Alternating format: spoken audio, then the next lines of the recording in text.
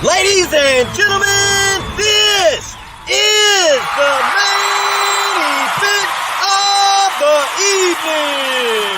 Presented by Carolina Lightweight. Come get with us. When the action begins in the studio, our referees for tonight's event are Elgato Azul and Carolina Real Streamers. For the viewers in attendance and Facebook and YouTube users around the world, this is the moment you've all been waiting for. Live from the Elgato Azul TV studio in Louisville, Texas, it's time! What's up, slime lovers? I'm your host, Chris, a.k.a. Elgato Azul. Man above me is my co-host, Mr. Jamie Dunn, Carolina Lightweights. What's up, everyone? Rich, top corner over. Oh, yeah. That way. Yes, sir. Yeah. Rich Segura, CEO, Operation Vets with Nets extraordinaire. He's our captain. So next to him, we got Chris Wheeler from California. We got Mr. Ed Jenkins from Tennessee. Joel Moots, where are you out of, Joel? Wisconsin. We got Juan Tienda, one of my Texas boys, and Walt. Where you at, Walt? Virginia. The VA. So Walt lives about, I'd say, 4.5, 5 minutes from my house. That's why it's that free labor that you guys were talking about. Yeah, that makes sense.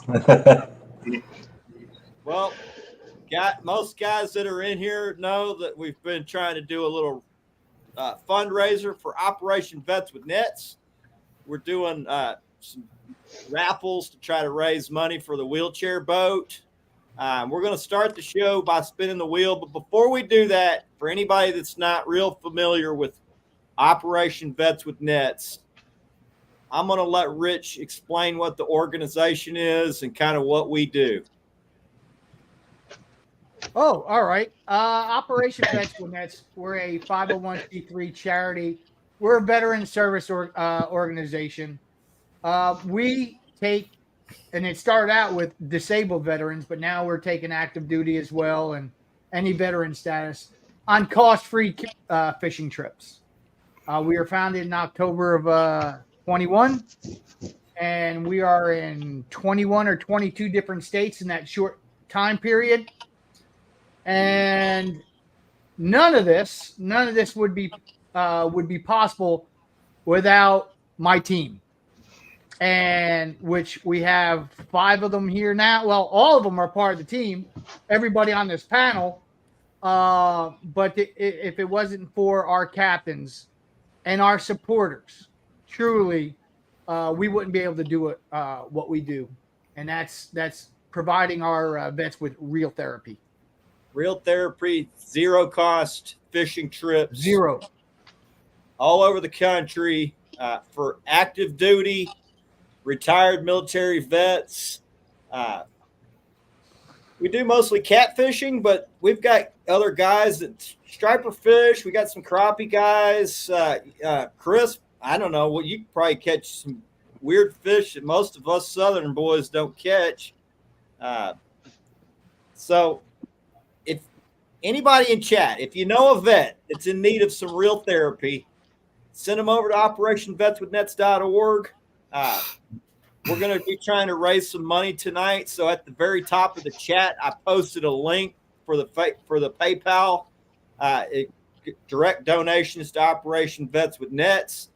We're also going to do some giveaways tonight for guys that go over there and make a donation tonight. I'm going to give away a Slime Show hat, a couple packs of Carolina Lightweights. Rich, what are you giving away tonight? I think we've lost Rich, Chris. We did. Oh, man. Yeah. I'll keep an eye on backstage for Rich. It says Rich, device not connected. So, Jamie, you going to give away anything tonight? No pressure.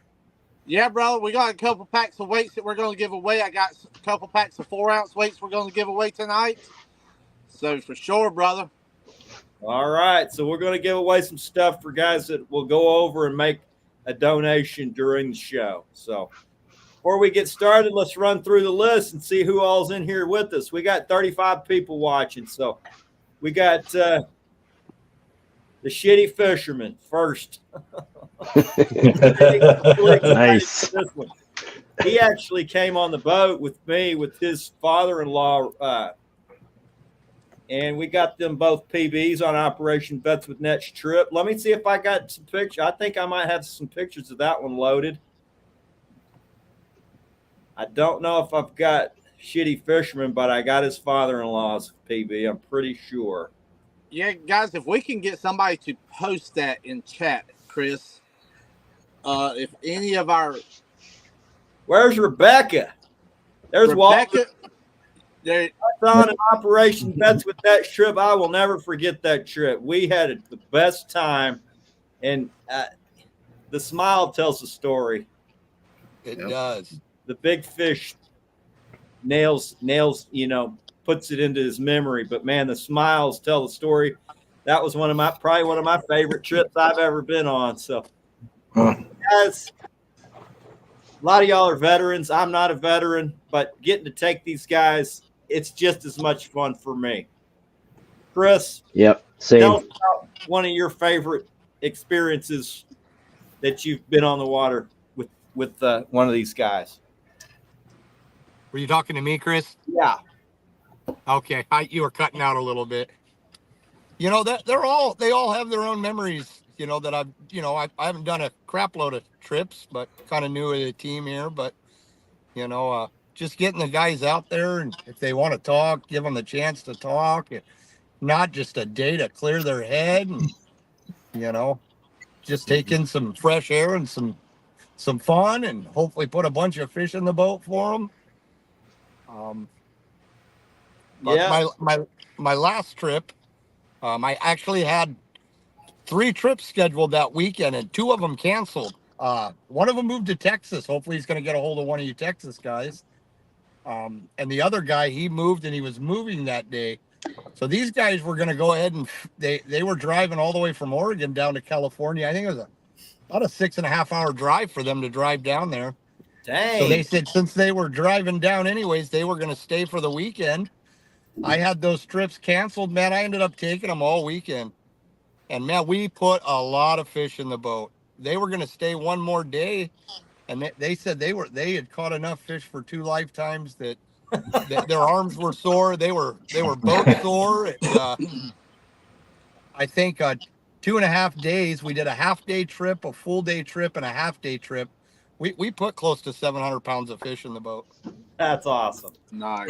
They kept 2 fish. We released everything else. They took one home for a meal for their family, and we released everything else. That'll burn a good memory Good in time. for all you guys. Oh yeah. So where do you fish out of, Chris? Mainly Clear Lake, California. Okay, that's on known Clear for big Lake. bass, right? What's that? That's known for big bass, right?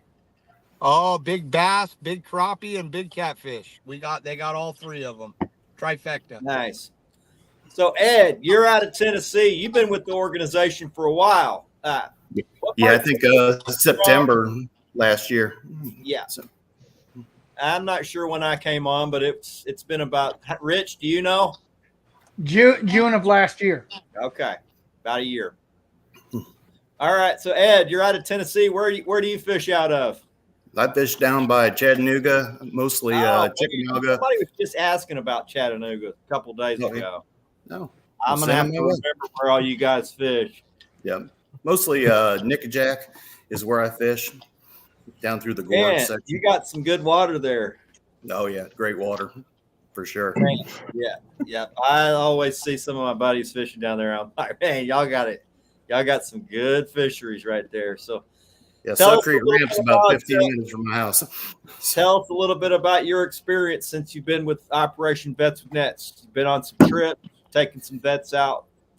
Oh yeah, it's been great. I'm not a veteran myself, but my family's always been supportive of helping folks out in the community, and I kind of took it into my adulthood and got my kids involved with it too and stuff. And my wife, we were talking, and I was actually going to set up my own organization to start taking folks out.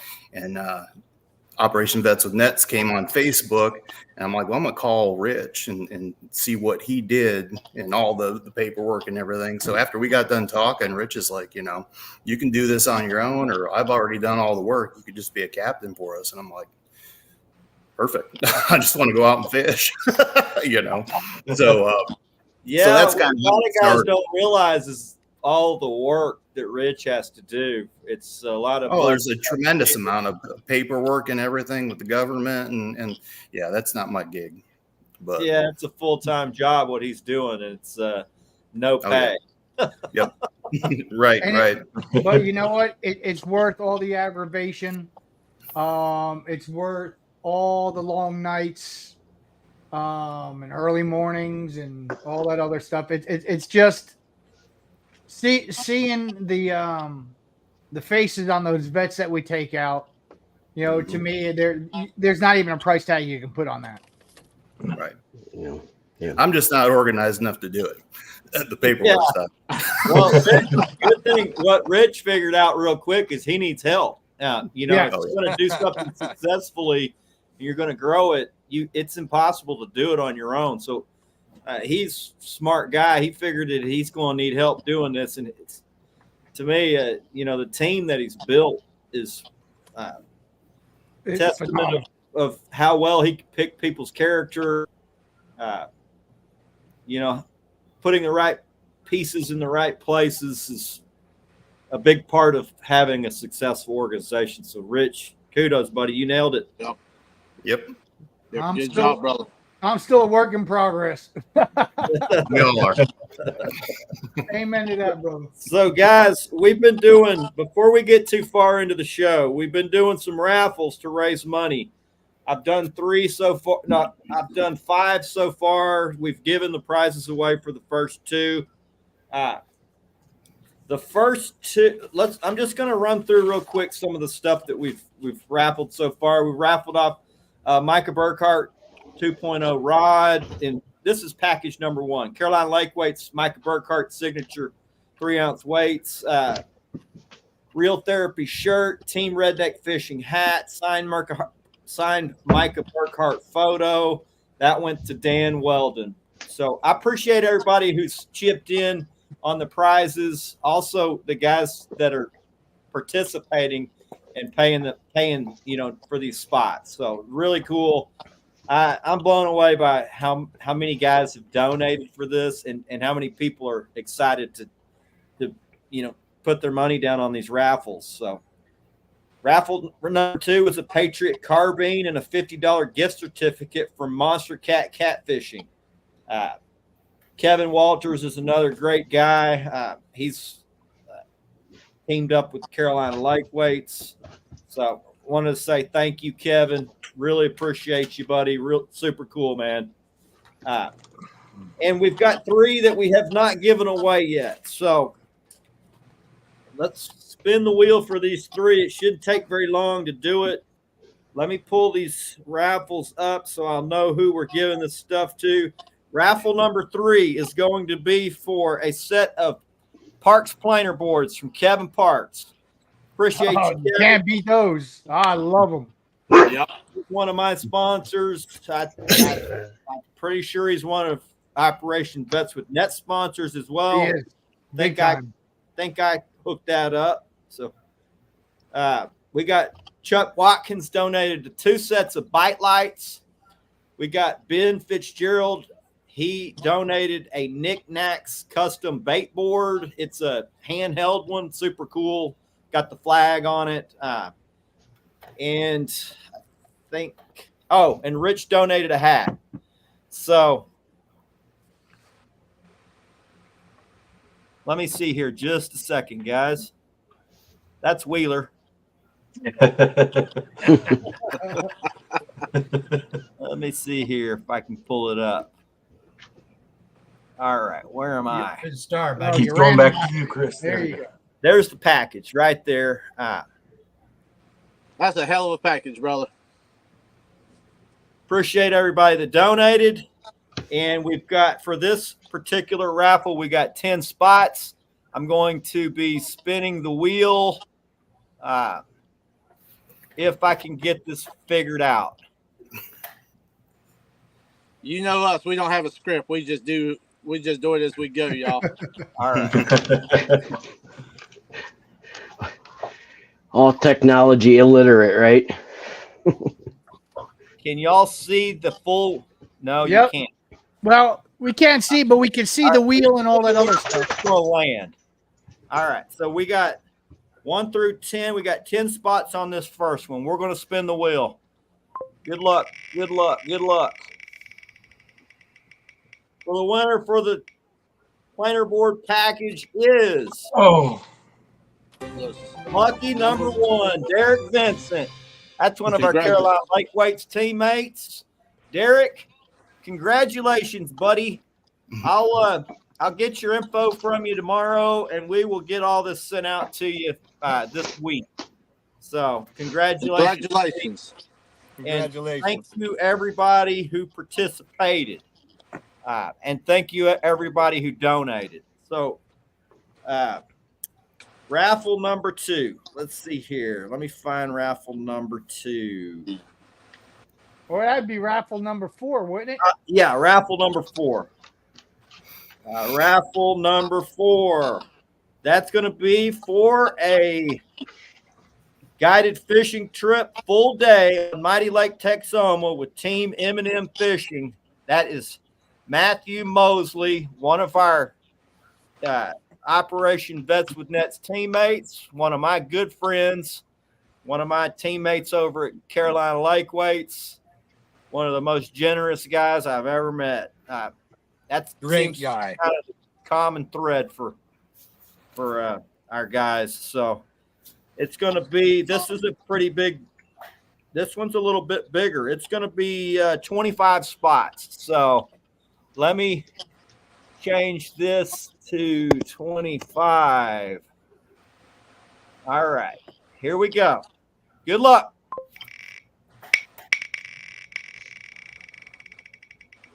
And the winner is 10. Oh, 10 is Juan Tienda. there we go. Oh, my God. All right. I was hoping for that one. I guess, Juan, who are you supposed to be taking with you now? Because I saw that in chat. Patrick and Chris wanted to head out there together. Yeah, man. That's awesome. Maybe we'll sign up for a veteran trip. Right. Oh, man, that's Matt awesome. out there to take us. That's going to be Awesome. a fun trip with you boys. So Matt's a good friend of mine. He's a great angler. Lake Texoma is a great lake. Hopefully we can get on some giants. So we'll have to get it all planned out, Juan. I'm excited to come fishing with you, buddy. Oh, yes, sir. Me too. Been waiting. All right. I told you if I don't win or Patrick doesn't win, we can always jump on my boat. Might actually catch bigger fish. All right. I can hear Mosley now. Hey, Chris, He knows I like to razz him. Matt ain't here to defend himself. He's my good buddy. He's actually probably in here. He's in chat. He's in Yeah. chat. Yep. He knows I like to. Give it back to him, Matt. Give it He back knows to I him. like to pull his chain. All right. hey, Chris, can I say one thing? Yeah. Yeah, I saw in the chat Wesley Grubbs. He was interested in being a captain out of Middle right. Tennessee, Northwestern Tennessee. Yeah, if you want to, Wesley, give me a message on Facebook, and we'll get you signed up. We need somebody out that way. Awesome. Yeah, absolutely. Awesome. And I posted the link for those volunteer captains. As soon as I saw him put that there, I posted the link so he can fill out the paperwork. But yeah, talk to Ed, and that'd be great. That'd be great. First time you came on, Rich, I mean, we had a bunch of captains lined up for you. We did. Yeah, that was awesome. So Before the show was over with, we had like 5 or 6 people volunteering up to be and we need them. We need them in Alabama. We need them in Tennessee. We need them in Georgia. We got so Wisconsin. many in Texas and Virginia. Texas is a big state. I mean, there's just around where I live, there's close to 9 million people. So it's crazy how many people live. Guys don't realize Texas is big, but man, it's also a crap load of people that live here. So we could use a lot more captains for as many vets that are in Texas. I think there's more vets in Texas than any other state. There is. There is. Texas next to Virginia has the largest veteran population. Well, shout out to my girl in Virginia Beach. and we'll go through chat. When we get done with this wheel, we'll go back through chat. So the next raffle is for the Operation Vets with Nets fundraiser. Is going to be a Mad Catz VIP Matrix rod matched with a black Mad Catz Exalt reel. It's going to be 16 spots for this. Good luck, players.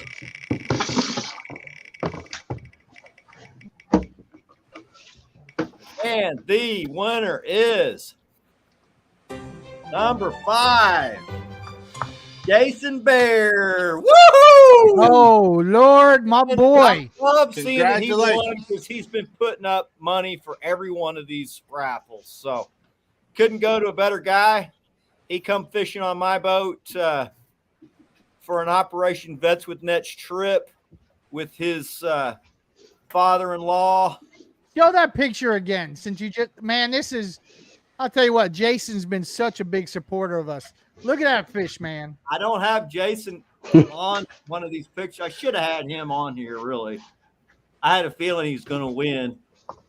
But that's his father-in-law, Butch, a.k.a. Walter. And we got both those guys a PB up at Texoma. So 240s. I think Jason's was 39 or 38. We went ahead and bumped it up to 40. There you go. Because we're fishermen and we can do that. And next show we do, it'll be 42 pounds, Next year it might be 45. Yeah. So That's right. It sounds good. we got a lot more raffles to go. I'm not going to go into it because, man, I could spend 30 minutes going down the list. But I will say this. I want to thank SmackDown Rod Holders for donating. I want to thank Jamie Dunn, Carolina Lake Weights, for donating a ton of stuff. I want to thank Juan Tienda for donating a Carolina Lake Weights package. I want to thank Rich Segura for donating We lost him. He's frozen. Yeah. see who else. Chris Wheeler for donating money for getting his two of his sponsors, Hook 'em Big Rods, going to donate 2 rods. Also, another one of his sponsors, one of our Texas guys, is going to donate Dragon. Got 2 packages for Dragon Masters. Really cool, innovative fishing gear. And I've got a list. I'm not even going to mess with it. But we got Knickknacks Custom Bait Boards. We got Just Dragon donated a bait board. We got Sambuca's Market has donated an Exalt reel, and we got a bunch of just guys that have donated. It's been incredible. That have donated. So Yeah, it's amazing. That's for sure.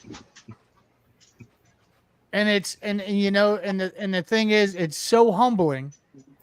So humble. I was telling Chris the other day when I'm seeing, from our teammates, all the things that they're donating from some of our sponsors, are not sponsors, supporters, and seeing donations starting to come in through our PayPal link. give me 1 second, guys. I'll be right back. And it's, as a man who's just, following a vision that the good Lord gave him, it literally, it brought tears to my eyes. I was sitting there and I was talking to Jamie. I'm like, I could not feel like I'm in a better place. I've got a great woman that supports me and what we're doing. and I've got the best team in the catfishing industry, as our captains, and it's just really it's humbling, and it gives me that hope in humanity again,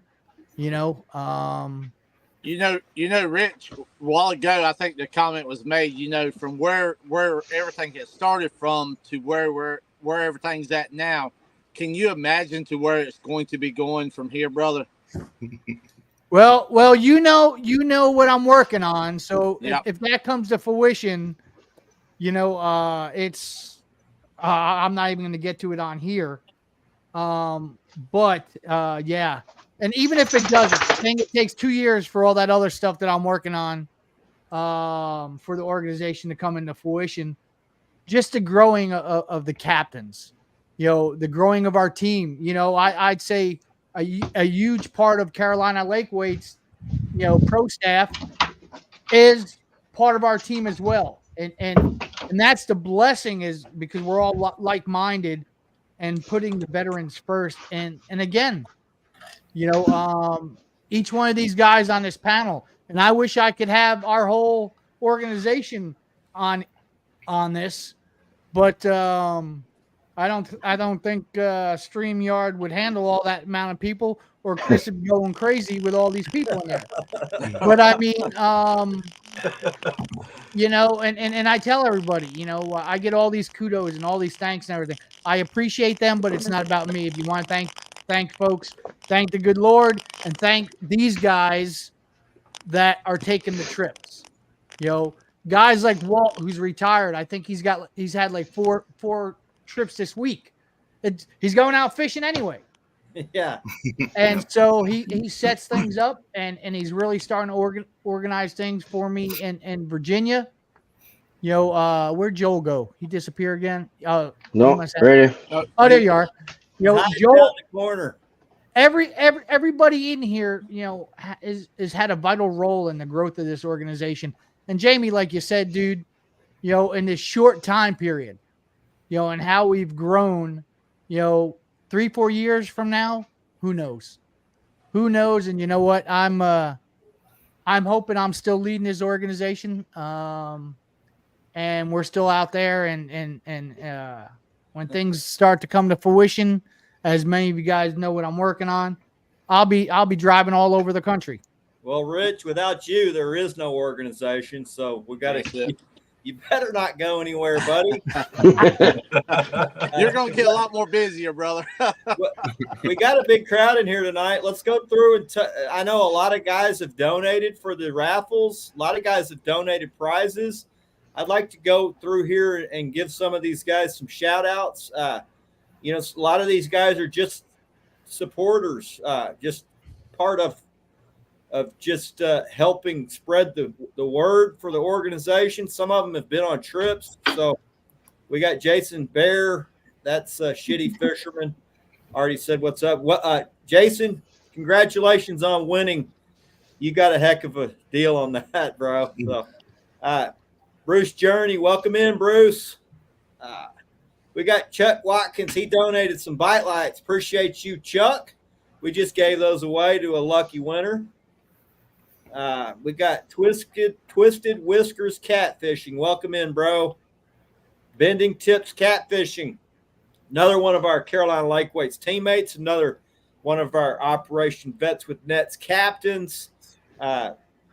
Great guy. Awesome teammate. He's put up a lot of money on all these raffles.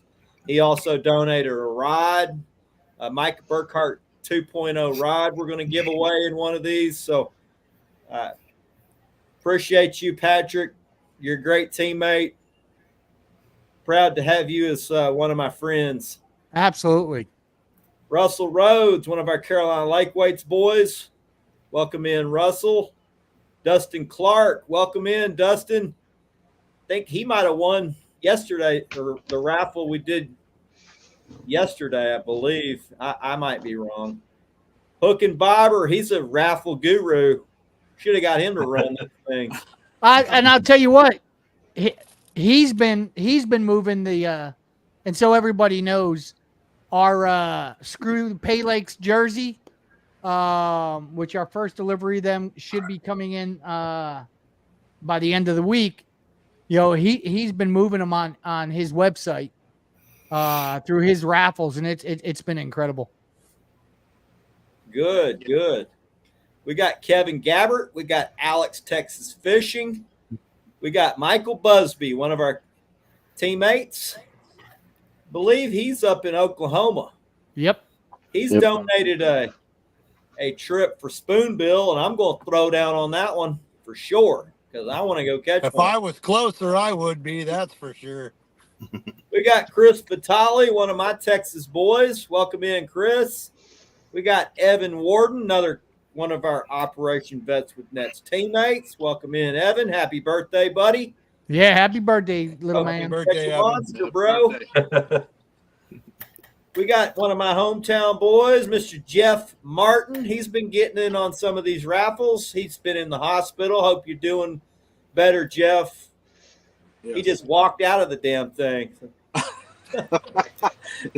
I heard.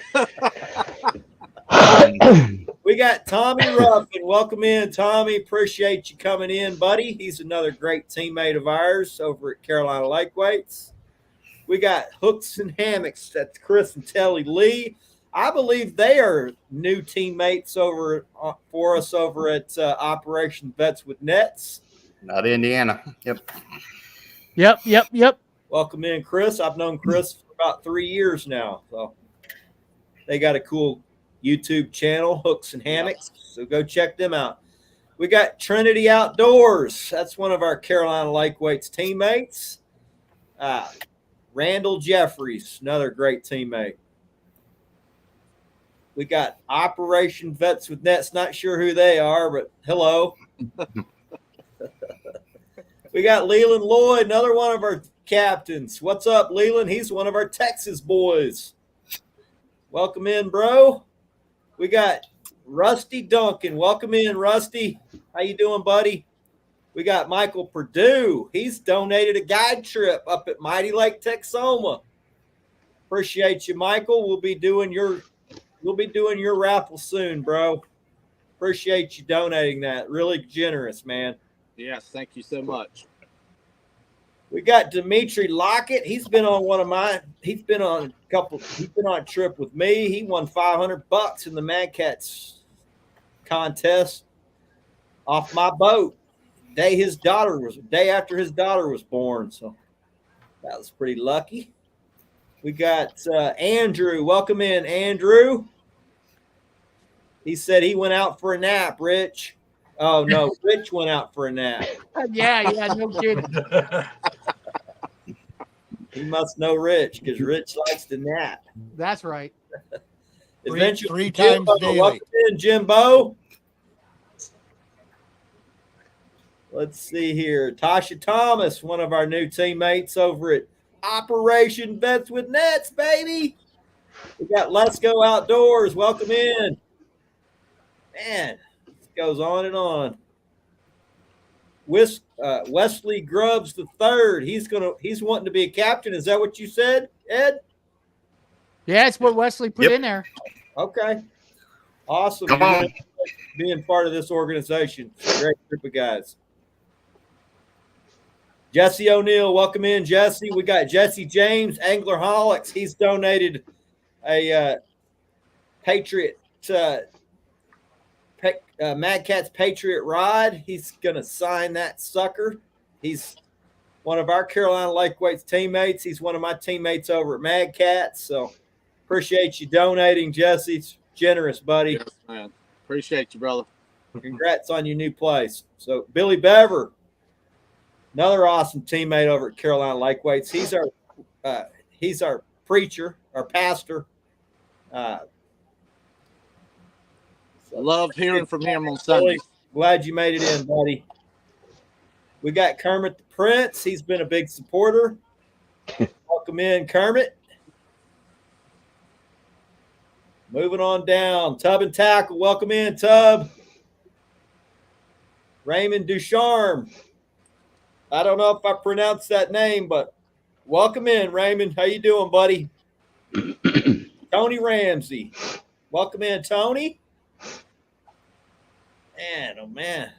Sorry, It's a long list. AJ Heath, welcome in, AJ. Damon Massey, welcome. Let's go outdoors. Jeremy Shifley, welcome in. Shiflet. I probably got that wrong. I probably butchered that. Chris Thomas. And looks like We got Hooked on Kermit. We got 2 Kermits in here. yeah. They're related. Twisted Whisker Catfishing. Welcome in, buddy. JC Virginia Beach. Welcome in, JC. Stan 3. Welcome in, Stan. And Thomas Moore Deans. Welcome in, Thomas. It looks like that's and Matt with Wannabe Outdoors. And then we got Matt Carter out there, and I want to thank him for that board he's donating as well. Where's Matt? I didn't see him. Yeah, he's in there. Just dragging. Charles Parker. Okay, we got more. Oh, there he is, Matt Carter. Welcome in, Matt. Appreciate the board, buddy. We'll get that done. We're going to do that raffle soon, so I'm going to add it in. Give me just a minute, guys. I'll be right back. Yeah. Smoky Mountain Catfishing. Welcome. Damn. Just Dragon. That's Matt. Welcome in, bro. And, man, oh, man. A lot of people coming in for such a great cause, man. We got a lot of good people out there. Add X Gordo Phillips. And I think we're caught up. Woo! Oh my gosh. Oh man! So Is that it? I thought we were taking roll call at my last prison stint. It's easier if you do it right at the beginning. That way, anybody else that comes in, you can just say, "Hey," you know. But we got to flapping our gums. But I appreciate everybody coming in, spending some time with us, helping support Operation Nets guys. We're doing a fundraiser with our. I'm doing some raffles over on my Facebook page. So come on over and get in on some of these raffles. It's for a great cause. All 100% proceeds going back to Operation Vets with Nets. We're outfitting the second wheelchair boat. Rich has been giving some updates on what he's doing. He's doing all the work himself pretty much. So, well, I won't say pretty much. Well, he's got a helper. I got my little helper. He's got a helper. I think Rich is the supervisor and Walt's the one doing all the work. No, you know what? You would think that, and normally you'd be right. But no, man, you know, because why Walt's out there running trips, you know, and as soon as I get off work, and like last week it was nothing but rain almost, you know, for 7 days straight on and off. I'm running all kinds of electrical, and I'm doing all.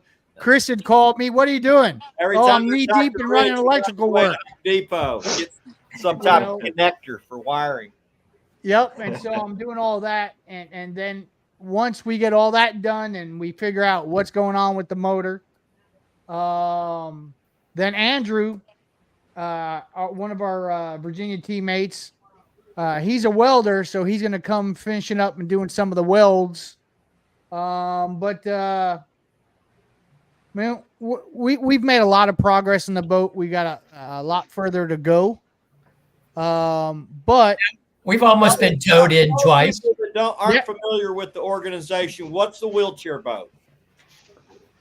Well, Walt, why don't you go ahead and people are probably sick and tired of hearing from me. Why don't you share what we're doing with the wheelchair boat? Yeah, since Walt's doing most of the work, Rich is the delivery guy. Mostly getting towed in back to the dock because the motor keeps acting up. Yep. So we got the biggest thing that we got, honestly, with once you got the electronics in and the trolling motor, which is a very heavy, very big trolling motor. Oh. And so the 90 stops working today, and Rich is looking at the dock saying someone's going to have to pull us back because we have limited gear on board, to say the least. And I said, put the trolling motor down because now we can move around with the trolling motor. I was like, oh, yeah, that's right. We got a new trolling motor we just tested out. It is coming along. There has been major modification work on the boat. My initial thoughts. What do you got to do to a boat to make it wheelchair accessible? Well, you've got to move the perimeter around so that you can actually put a ramp on the boat. You've got to actually put mounting in place for the wheelchair when the vet gets on board. Kind of don't want them sliding all over the place. You've got to be able to lock them down. You've got to be able to give them the ability to fish at wherever you put that down. And you've got to have a few different things in terms of supplies. Most folks, you don't have to immediately put a vest on, but there's some safety consideration as well. Then you just have to have all the rest of the stuff you would normally have on the boat. You've got to have electronics, motor, working Motor. stuff. Yeah. Pretty important on a fishing boat. Stuff. Well, it's a two-stroke, and I honestly, it might be some of my fault because I told Rich, this thing ain't smoking and it's starting and running. You don't need a new motor yet. Well, Just I a think deep- we might have proved them wrong today. Just a deep pocket. And you know, and so the biggest thing though with the wheelchair accessibility, and the reason we're doing another wheelchair boat, some folks might have seen our first wheelchair boat. It took us 8 months to build, and so we've had a lot of requests, you know, in this area. So instead of me having to run all the way out to Lake Gaston, getting the wheelchair boat, bringing it all the way back down here to the Hampton Roads area in Virginia Beach, and we had somebody donate the boat. So I decided instead of selling it and putting the money into the organization, let's just convert it. You know, I know the ADA compliance because I went through that before. And so now that's what we're doing. This is running. I thought they were all supposed to smoke. Yeah, Mike Purdue, you're right. But I think the only thing that was smoking was me with my vape because, I mean, this motor, it started right up. It wasn't started for 8 months, and we cranked it over first time. But something's not keying that, sending that signal for the motor to crank over. I've checked the battery. It's charging now. I went out to the motor and took my multimeter on the power cables that come from the battery. There's 12 plus volts going there. So the signal and the obvious thing at first is that the key unit, you know, we've had some issues with that. So that's a fairly inexpensive fix. So I think I'm just going to order that. It should take all but 30 minutes to change it out. And then after that, then I'll have no idea where to go from there if it doesn't start from there. And then it'll probably have to end up going into the shop so we can get. And I'm afraid to look at that bill. Ain't nothing cheap with boats. I had a conversation with Jamie, and you know the funny saying used to be is break out another 1,000. That not 2024, man. Well, No, I mean, Chris, no, it's a couple thousand now. Yeah. Well, Chris, you remember with the first wheelchair boat, you know, there you go. So, guys, if you want to donate during this show, right there, go to that link and let us know. Jason, I appreciate Jason's already made a as much as he's already spent. He's already made another donation. Yeah. So what we're going to do is we're going to do some giveaways. I'll give away right now for the next 3 guys that we'll put in chat that that you're going to go make a donation. Tell us what you're going to donate, and then go over and click on this link that I posted.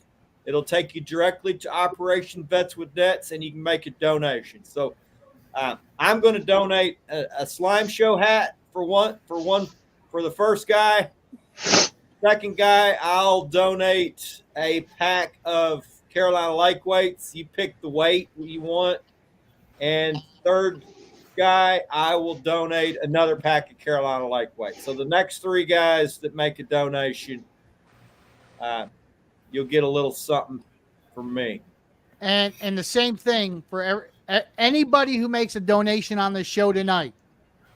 You know, preferably $1,000 or more. No, I'm kidding. I'm kidding. But I'll tell you about that $1,000 thing here in a minute. But seriously, I got a pack of gummy bears. There you go. Hey, those make good camping bait. We've got some shirts that I'm gonna be making here starting next week, and they'll go out next week. They're that dry. Chuck said, check the kill switch, Rich. That's what I'm talking about. That's what I think needs to be replaced.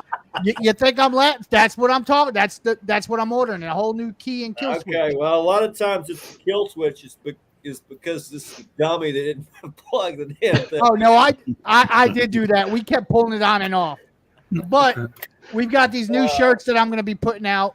So everybody who makes a donation, I will. They're royal blue with our logo on it.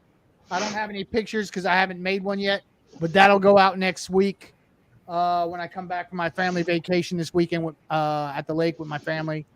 And so, but so I know some people are saying, everybody there, or did I lose you guys? Oh, we got you. Yeah, got you, bro. But people say, oh, It 1,000. was getting kind of chaotic there for a minute. Yeah, Chris, you remember just less than 4 months ago, our main wheelchair boat, that Mercury 200 finally just died, and I said, I almost drifted into some rocks with an old vet on board, and I went to my board of directors, which Chris is one of our members. I said, listen, we have this much in the bank. This is going to drain us, but I got to repower this, and here's what it's going to cost. And everybody said, do it. So that we end up putting a new Suzuki 200 on there. It ended up running us just at $20,000. We got a good deal on that motor. But and I have a funny feeling we're going to have to repower this boat as well. But it is what it is. I don't think you can put a price tag on what we do and the possible lives that we can save just doing what we do. Yeah, that's why when you told me, I got this and this and this and this before I can even get this thing lake ready, and I'm like, well, maybe we can rally the troops and make that happen a little faster. So that's the plan. That's what the plan is with the raffles, and that's what the plan is with the show tonight. We're hoping we can raise some funds. So you guys get in that giving spirit. We've already had some guys that have given, Yeah. I know Chris is going to give $200 to the wheelchair boat. Hell, I'll pledge $100 right now. I'm not going to go over there, but I'll pledge $100. I'm going to put it in chat. So. All right, so you get one of those shirts. I don't need any shirt, but I'm going to send you one anyway. You don't have to do that, buddy. I know I don't, but you'll just, like everybody keeps telling me, you know what? Just accept the blessings and all that. So Chris is getting a shirt. Shut up! I don't want to hear. You don't need a shirt. You're getting one. All right. So, guys, dig deep. I mean, really, in the grand scheme of things, $100. I mean, damn, that's a tank of gas. I mean, I know it's not just light $100 bill on fire, but this is for a great cause, and so it's greatly appreciated. What better cause than for our veterans? So, and hey, Well, think of it this way. Think how much that Go ahead. think how much they've given and sacrificed. $200 is a drop in the bucket. I'd agree. I agree. Yeah, man. Yep. That's I mean, that's why I don't. They write an unsigned. They sign a check with no amount on it, and their life could be that amount. That's a pretty hefty bill right there. Bended Tip says he'll donate $100. He'll just send it to me, and I'll put it in there with mine. So you can send my shirt to Patrick, Rich. All right. I'll get on the link when the show's over.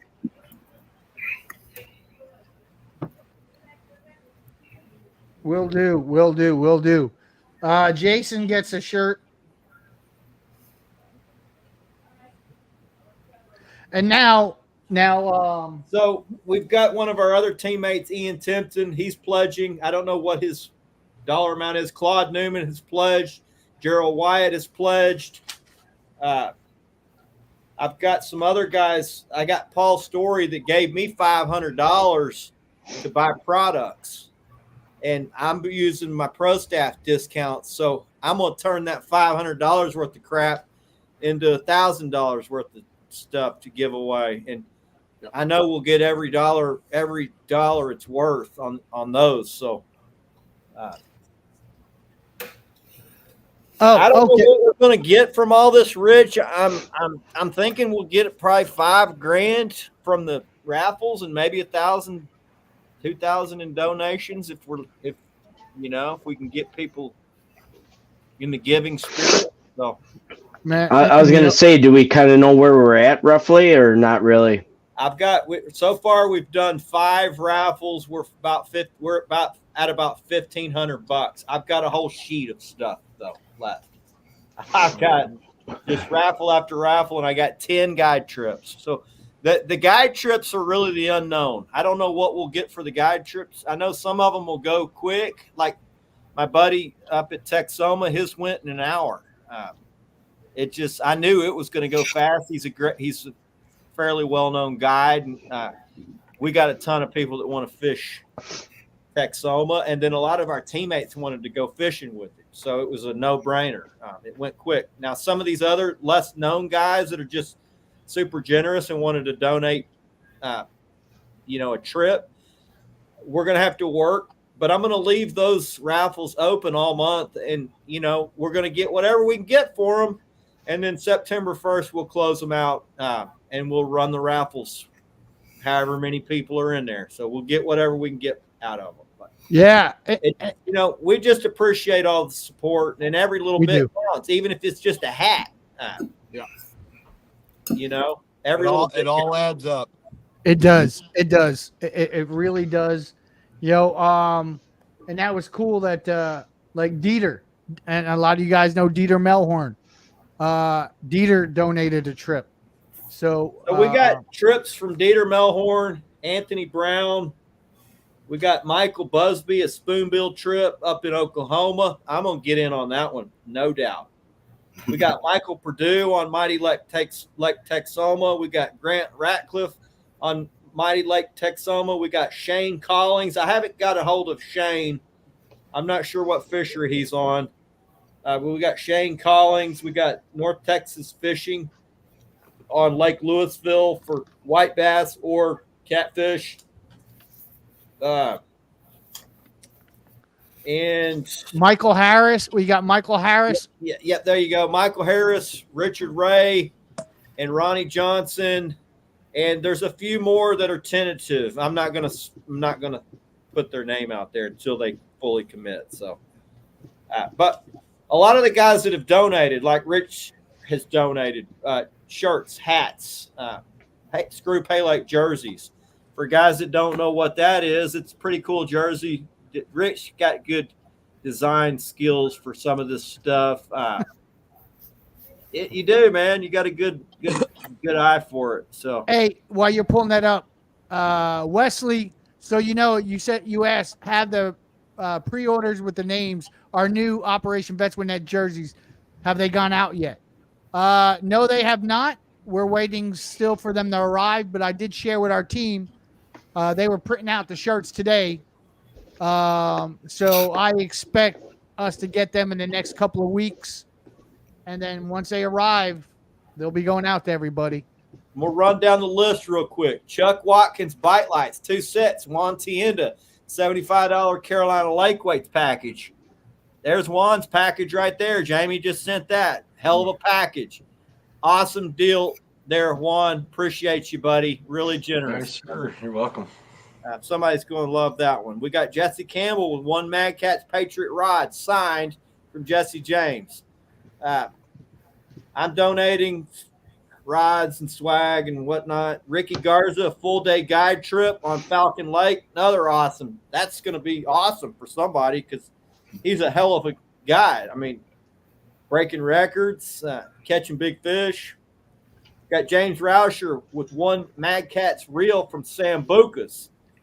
Appreciate you, James. Smackdown Catfishing gift certificates and a four rod holder package. Dragon Master with 2 tackle packages. Chris Wheeler, 2 medium head from his sponsors, but Chris facilitated it just as much as him as it is the sponsors. But Chris Wheeler and Hook'em Big rods with 2 medium heavies, 2 bait towels. Awesome, buddy. Appreciate you, Chris. Micah Burkhart signed Appreciate photo, Yeah. state record photo and swag. We already gave his stuff away. Matt Mosley guide trip up at Texoma. That went in an hour. We should have got more slots for him, but we're not trying to go get more than what the stuff's valued at. So we're keeping it real. Kevin Parks set of Parks planer boards. Appreciate you, Kevin. Patrick Gilliland, a Micah 2.0 rod. Brian Ladd got his sponsor at Atco Tackle to donate a tackle package. Richard Ray, 6 to 8 hour guide trip on the mighty James River. Get to go fish with a freaking legend. I'm going to put in on that. Hell, I'd like to go. I want to go fish with him. We got Michael Harris, 6 to 8 hour guide trip on Kerr, Gaston, or where else, Rich? Roanoke Rapids. Yep. All right. Roanoke River. And he's damn good because I went with him just the other day. Yep. Boom, Hey, baby. Chris, somebody just Twisted Whisker Catfishing just Just donate $100. yeah, they just said they donated $100. So for Awesome. you guys that do that, once I see that email, if you use that PayPal link, because that goes right to the wheelchair boat. I'll make sure I get you guys that one of those shirts that I'm going to be making up. Pierre Schmidt says, "Juan is the man." Old Pyro Chuck out of Snyder, Texas. Yeah. Jeff Martin said, "How about some of your old rods, Chris?" Well, Jeff, I've actually gotten rid of most of my old rods. I do have some of these sets behind me. I just give those away on the boat to people that break PBs. So I always get new ones. Mad Catz takes good care of me. So, all right, let's see where. Oh, Ben Fitzgerald, 3 bait boards. I got a picture of Ben's bait boards. Let's look at those real quick.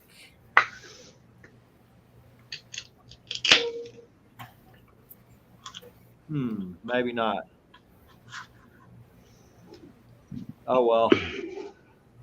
So Ben's donating 3 handheld custom bait boards from Knickknacks Bait Boards. We got Ronnie Johnson donating a 6 to 8 hour guide trip on the James River. Incredible amount of generosity from our catfish community going into this thing. So. Bruce said he'll donate a $50 gift certificate from Mid-Atlantic Catfish Company. He said just send him a message. All right, Bruce, I'll give you some dragging weights for doing that, bro. So, Chris, I'll get with you after the show, and we'll try to figure some stuff out with a couple of the companies I pro staff for. all right, awesome. A lot of my stuff here in Wisconsin is we don't do a lot of catfishing. That's not a big like community like it is down south with you guys. Yeah. We are real big into the salmon, trout, walleye, muskie kind of stuff here. So I mean, for me to say I'll donate a guide trip is kind of I don't know how well that would go over. Yep. See, the with thing this with being in a catfish kind of community, you know. Yeah, Joel. So the guide trips, we really got to try to promote them locally where these guys guide. So it's not like somebody's just gonna come down to Texas to go fishing on a guide trip. Correct. So yeah, most of the guys that put in are from Texas, and we're going to try to promote into each area where those are. So a lot of that, the promotional stuff, we're relying on the guy who's putting up the guide trip to kind of put them in his groups and promote them to his people, because guides have bigger following than most of us fishermen do. So yeah, I can probably do a better job with getting like probably braided line or mono, in a heavier test with one of the companies I pro staff for. Then that'll give you guys a little better, I guess, donation towards that wheelchair boat than trying to promote a guide trip around here right now. Yeah. Well, you guys do got some good catfishing up there in Wisconsin, though. Big flatheads up there, huh? Yeah, we got flatheads, but I mean, my kid he's all gung ho about wanting to get into the catfish community, and so we've been looking around quite a bit for probably about a year now, and it's there's really not a community here in Wisconsin. It's just kind of somebody that goes out once in a while and does it here and there, and that's about it. It's not like a real sought after kind of deal. Gotcha. Well, I got to tell you though, Joel, is like you talked about muskie and the various different other species of fish, and if that's when we get trips coming in, and that's another thing is we know the different times of the year, and then some folks have better luck with other species of fish in their areas, and you know what? Yeah, we are founded based on catfishing, but you know what? I've got a guy now in Virginia, all he does is salt water. And so I said, listen, hey, whatever's going to get these vets on the water and start helping them with that real therapy, that's what we're going to do. Yeah, our main focus is catfishing, but you take them with like Walter. Walter goes out there for Spanish mackerel. He goes for all kinds of stuff. Got to broaden the horizon a little bit too, just absolutely. To get these guys out. Yep. Well, I took a guy one of the guys that I took down there a couple of weeks ago on that catfishing trip. I was up working up in his neck of the woods up in Oregon, and I called him up. I said, hey, I've got my boat up here. I'm going to go out and salmon fish. Do you want to go? I called him at 6:00 at night. He left 4:00 the next morning and was he left at 2:30 in the morning and was at the fishing spot at 5:00, ready to go. And I put him on his personal best salmon. And I'm not a salmon guy, but I know how. I mean, I can fish for him, but it's not my specialty. Catfish is my guys thing. That don't fish a lot, they just want to catch something. Yep.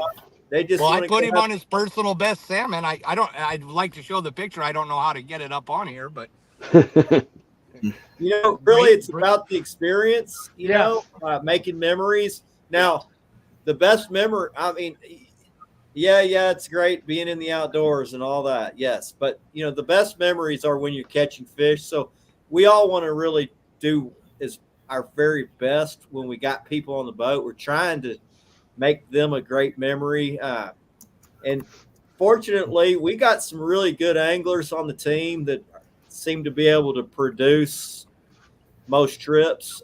Now, sometimes it's, you run into Mother Nature and all that, and that's just fishing. But for the most part, when you go on one of our Operation Vets with Nets trips, you're going to catch some good fish. And if you hadn't fished very much, you probably get your PB on most of these trips. So, Oh, yeah. Very Yeah. true. Yeah. Look at what Walt said. Even the bluegill, like my last trip. And it was, you know what? And he went out with this gal, and she's been trying to get on our schedule for a while now, and we finally got things working out. And Walt took her out, and that's what they were catching, bluegill. But hey, you know what? She had a good time though. But Walt, what'd you say? It don't matter if you got to take her out 2, 3 times, 4 times. You're gonna get her on some nice sized catfish. In fact, I have her scheduled for next week so that we can go out again and try and get some catfish. Nice. She had never touched a rod. And so it was really entertaining to watch her try and cast a spinning rod. And it was very, so I showed her like 3 or 4 video, times. Walt. That's good stuff right there, buddy. So I showed her 3 or 4 times, and then I went to the opposite end of the boat. so I could just let her do whatever she wanted to do. And she finally dropped it over to the side, and she caught the biggest bluegill right next to the boat by accident. Wow. Good deal. And the thing is, that's truly what builds those memories. Walt took a guy out the other day. He has his own apparel. He makes it these shirts. And Walt took him out, and I had him on the phone because I called Walt about something, and he just started telling me about catching his PB of 26 pound, and that's a good sized catfish for the Northwest River, by anybody's standards. And so, but that's all he could talk about. He was so super stoked and so excited, and that's truly what we aim to do for our vets is. If a guy's, I last year took a guy out, and the biggest fish we caught was 10 pounds. He never caught anything over 2-3 pounds, and to him, that was a monster. Yep. And I will tell you, it fought like it was a 50 pounder, but that literally that made his day, and that truly, what a lot of people don't realize, PB means personal best. So this girl, JC Virginia Beach, just a little history there.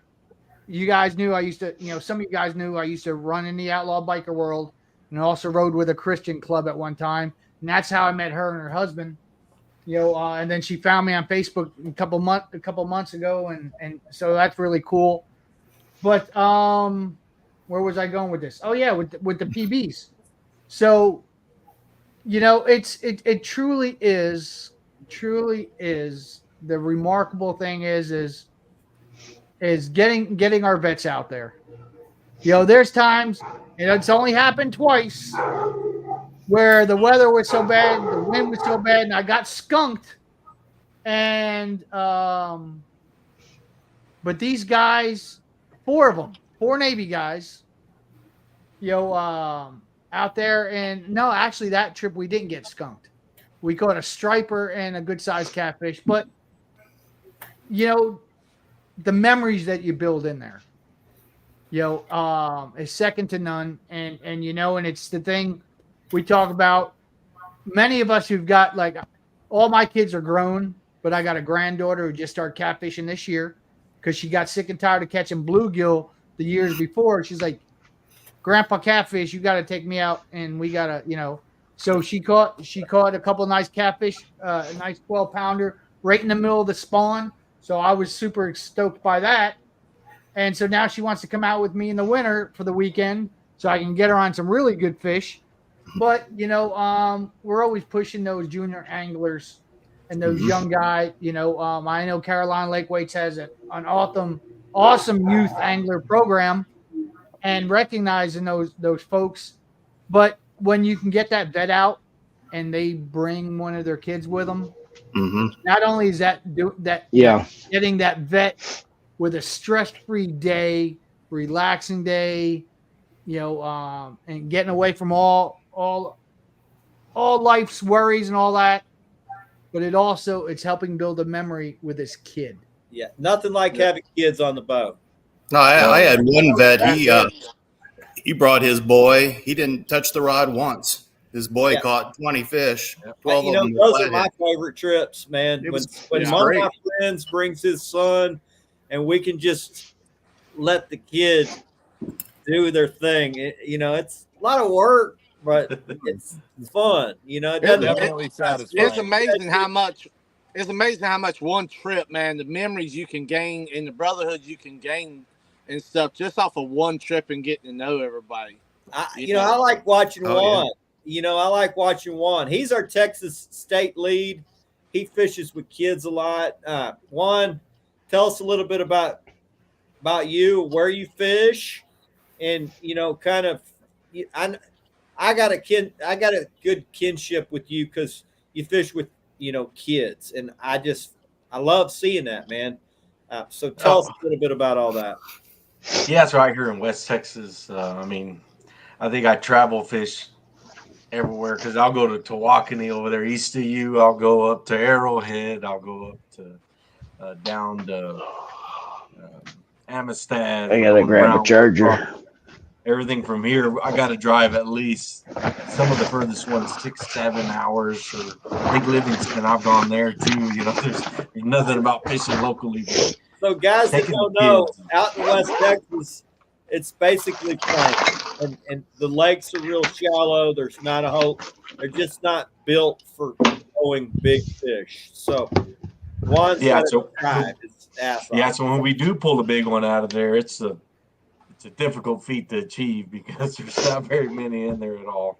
Yeah. But the Ethanator, my son, he loves fishing, and I think he just him and his sister, Captain Carmen, every time they're on the boat, I don't know, he has the worst luck because she always catches the biggest fish compared to him.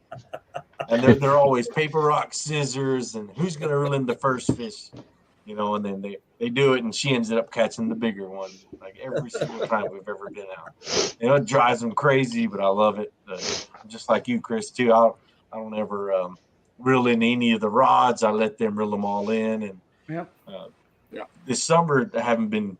I don't really like fishing in the summer a lot, but they've been doing the junior angler tournaments. Well, guys that don't know, fishing in Texas in the summer is brutal.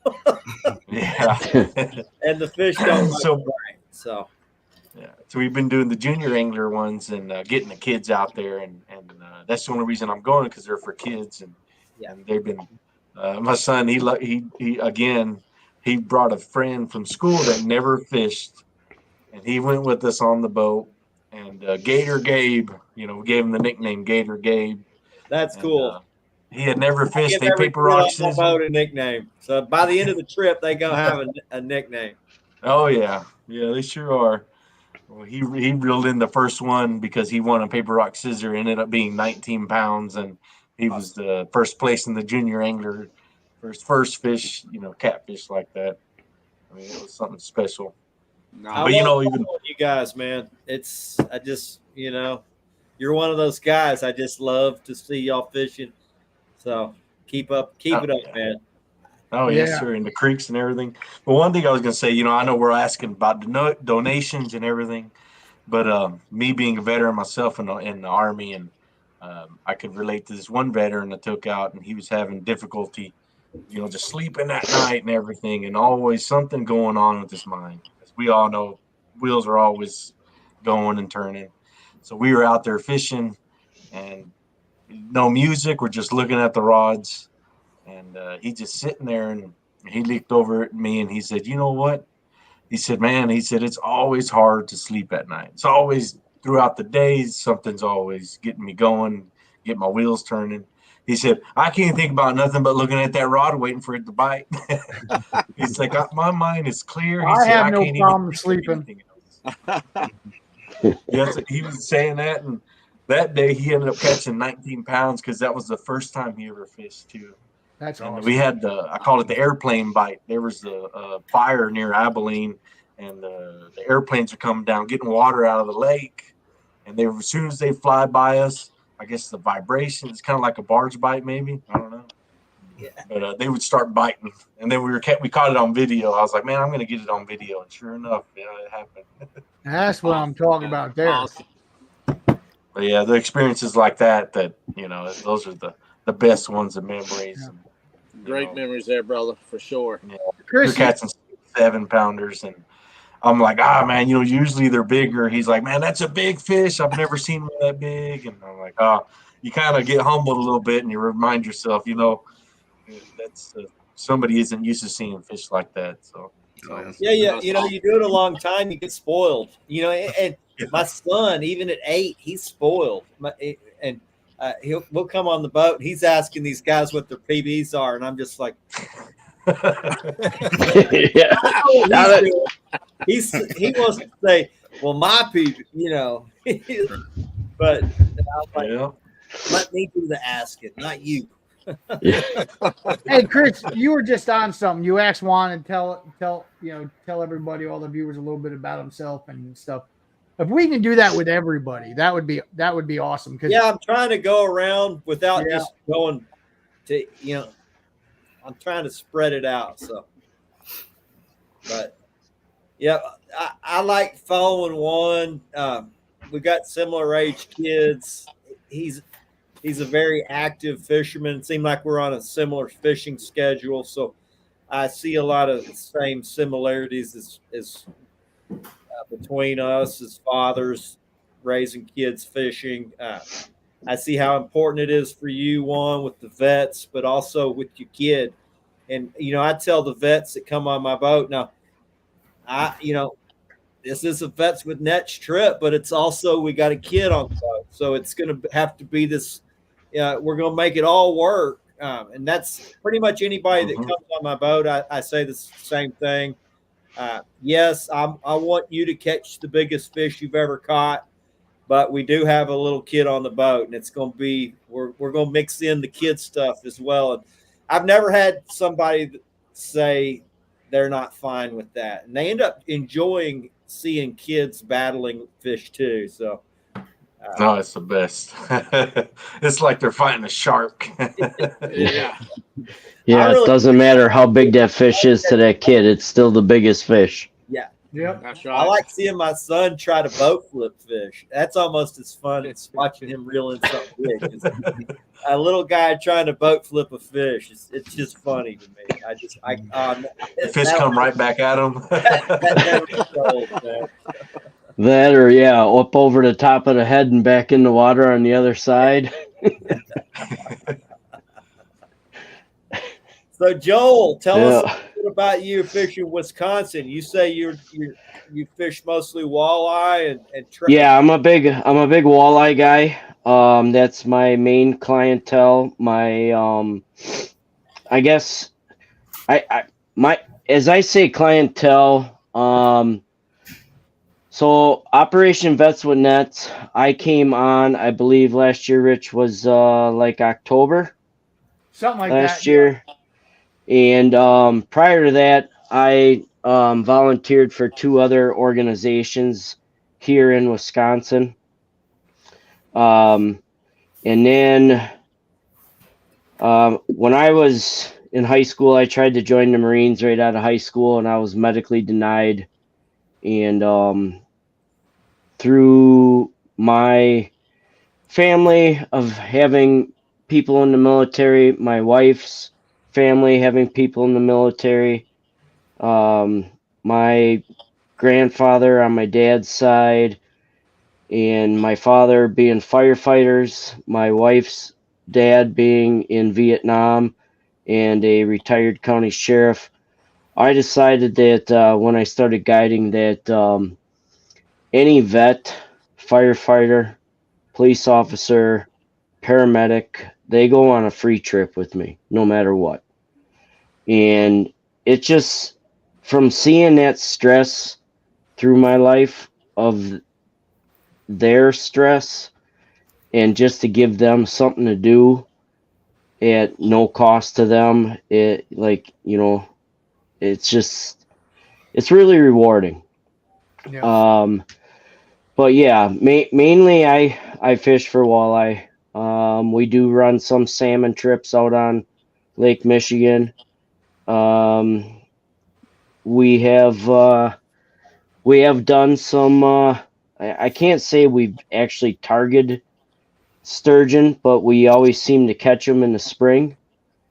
And this year, my 13-year-old boy, on his 13th birthday, caught the biggest fish of his life, Oh and man, biggest fish awesome. that's ever been in the boat, and that was a 54-inch, 50-pound sturgeon. That's And awesome. we Good word. chased that fish up and down the river for about a half an hour before There's we were something able to get special that about those fish in there. birthday trips, man, and especially for a little kid. I don't know why, but I have a lot of birthday trips come on the boat, and it's usually kids, and God blesses you on those trips. It's I think it's cool that to get a kid on the boat on his birthday. Yeah, my boy, him and I, we also fish a bass league together, where the adults compete against the adults, and 17 and under compete against, they call it the junior side of it, which Your is kid was nice. killing it this year.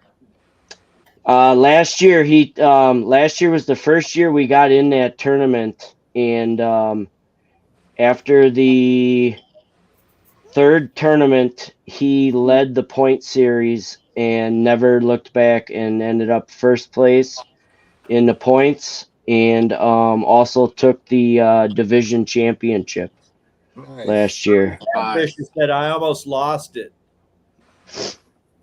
That one of your And guys? then we went down to Tennessee this year, where we fished against the other 9 divisions of that league, with I think there was 11 juniors, and then we had 31 adults that came in from all those 9 divisions. But anytime I can get out, I go. If the kid asks if he's got room to go, especially like the last trip we just did with a vet, they wanted to learn how to troll for walleye. So we took him out. His kid is on the high school fishing team. So he's like, hey, can you teach us how to work this lake out here where we're going to be fishing a lot on? And I said, yes, we can do that. I said, do you mind if my son comes with? Because they're about the same age. That way the 2 kids have, camaraderie versus just being a kid on the boat with the adults. There's a little different aspect of that, where you just got adults on the boat and there's one kid just sitting there. So, Joel, let Yeah. me ask you: when you got kids on the boat, is it a teamwork thing? Is it a competition thing? I've been on boats where guys are like, "It's competition." I'm like, "That's not how." I mean, for me, that's not how my boat operates. But for you, are the kids competing against each other? Sometimes they will. Yeah. Yep. Sometimes they'll say, well, the next fish we catch, let's measure it, and then if I reel it in and you get to reel in the next one, and we'll measure yours, and we'll see who catches the biggest fish at the end of the day. Okay. And sometimes they get a little, that sportsmanship with each other, and then some of the times after, especially if you get, doubled up or a triple up. I mean, we're allowed to run 3 rods per person in the boat when we troll. So most of the time I run 8 rods. And if we double up or triple up and these kids are reeling these rods trying to get that fish in as fast as they can because that other rod is going and they want to get to that rod first or eventually it kind of like goes away and they're just happy to keep catching fish. Yeah. Cool deal. Yeah, we typically rotate fish on my boat, but when Yep. I got kids on the boat, when we hook into a big one, if one kid's already caught them, generally the other kid's is going to allow the other one to catch the fish. And one thing I'm proud about my son is when we hook into a big one and he's got it, if he's got a friend on the boat, he'll give it to the friend every single time. I love that he's that kind of kid. He's like, Dad, I catch these all the time. Let him catch it. And Yep. the kids are like, no, you got it. And he's like, no, you take it, which, and I'm the same type of angler where I'm like, man, I catch these all the time. I want you to get one. So I think. Yeah, there's days where my boy goes out with us and he just helps set lines. He sets out the lines, hooks the planer boards on, and he'll tell the other kid, no, go ahead, take it. And they're like, no, you just caught one. No, take it, have it. Because he gets to go anytime that we go out. I think that's cool. I just kind of kick back and coach them. And Yep. My son will net them, and I'm like, you better not drop that. That net's like 230. You better not drop that net, boy. I'm coaching you not to drop the net, but I like seeing them work together, and it's cool when they're high-fiving each other, just like me and my buddies are doing when we're. Yeah, exactly. Like everybody's got that smile on their face. I mean, how often do you see a guy catch a fish that's got that pout face? Right. Yeah. I mean, seriously. Come on, that's real. That wants to say that this. I did. I'm like, well, I mean, technically, I got the bait. Technically, I found the fish. This is a teamwork. We're all on the same in the boat. Yep. Whatever fish comes in the boat, we all got it. So, if I'm fishing with, let's say I'm fishing with Juan and his son, we're not going to say, well, Juan's son got this today. On our boat, it's, we got this today, Exactly. I just feel like that for me, it's a teamwork type deal. And I love seeing kids that are teamwork oriented. So that's kind of how I try to do it. Here's mine. What do you got? What shirt you got on there? Texas Tornado. In the drawer in there in my bedroom. Tell them about your football. Started tackle football. Oh, heck yeah, bro. Nice. Oh. You got your priorities mixed up again there, Action Jackson. You're going to tackle him like one of them pigs that he puts in the boat. Yeah, he's a great athlete, so I'm proud of him. He's doing good. Coach said, man, he's going to be a serious weapon for us. I'm like, yes. Yeah, so he's a giant for you guys that don't know. He's 8, but man, I mean, he's like a foot taller than all his teammates. He's crazy big. So, I don't know where he got it from, but we'll take it. So. Richard, what's up, buddy? Richard Green, he donated to our Operation Vets with Nets. He also donated to our raffles. He's donated. I mean, just one of my great friends that I just met through fishing, Texas guy, great supporter. He's also a vet. I wish we lived closer. We could fish together, but he's had cancer cut off his nose. He's just now got the stitches out, so hopefully he'll be back on the water soon. So appreciate you coming in, Richard. Appreciate the generosity, man. I mean, you're one of the most generous guys I've come across. So really cool. Yes, thank you so much. Chris, isn't it awesome, man, that, all the generosity from all the people that has poured into Operation Vets with Nets, for all the, when someone says, "Hey guys, we need some help," it's so freaking amazing at the generosity that the catfish community has given us through helping out and trying to do everything that they can with all the raffles, with all the donations. It's mind-boggling at the wonderful people that's out there.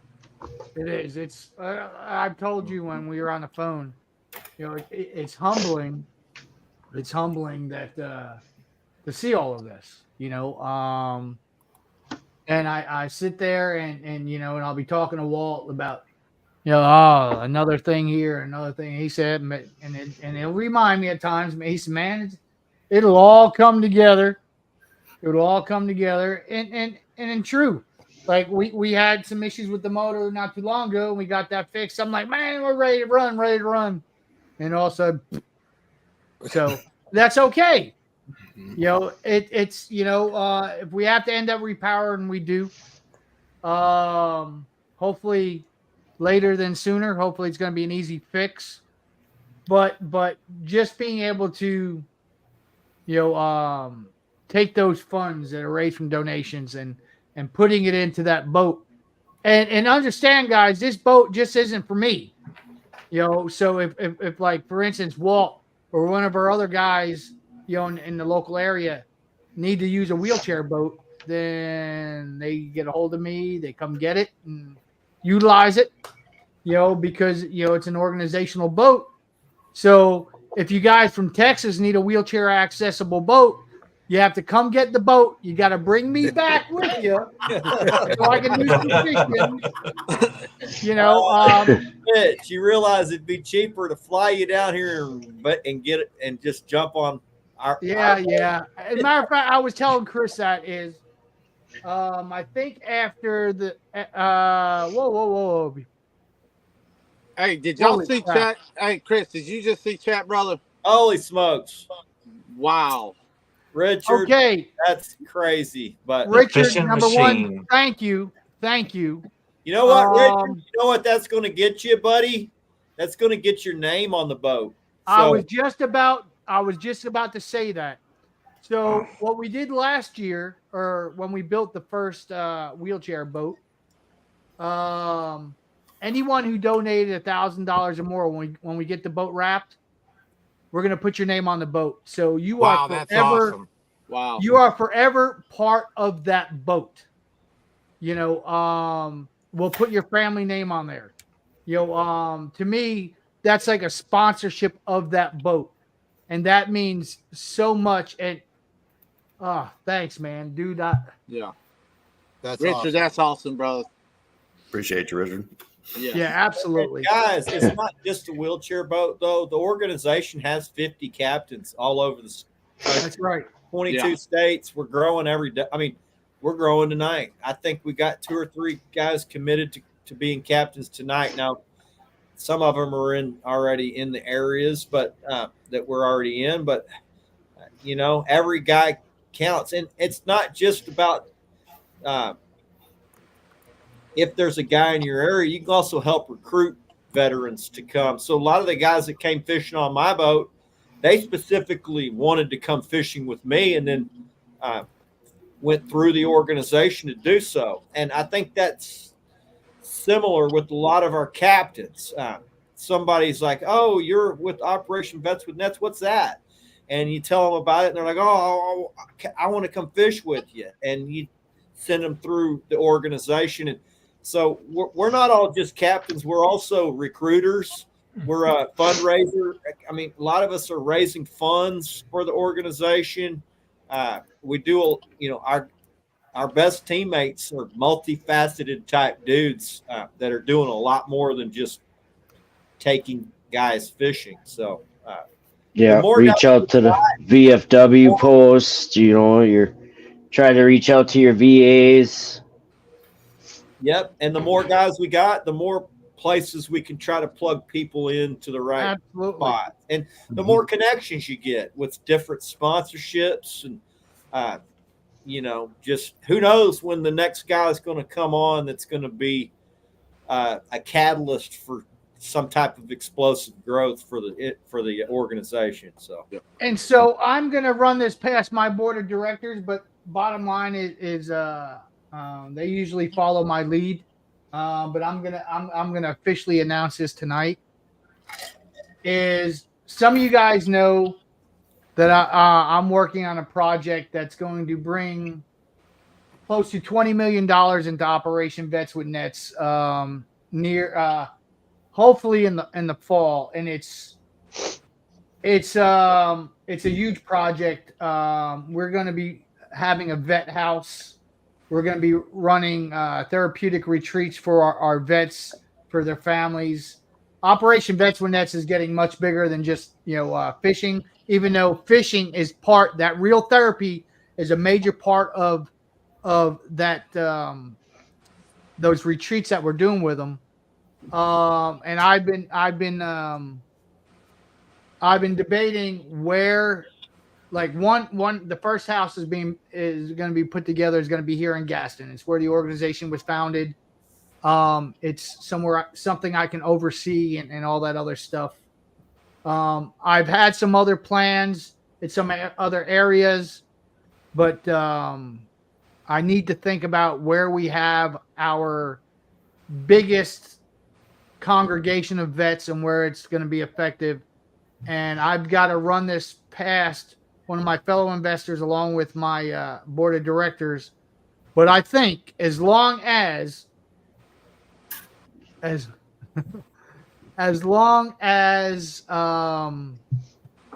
was my thought going? Oh, all right. As long as I have someone who's going to be able to organize and make these things happen, which will be a paid position, I think I'm going to open up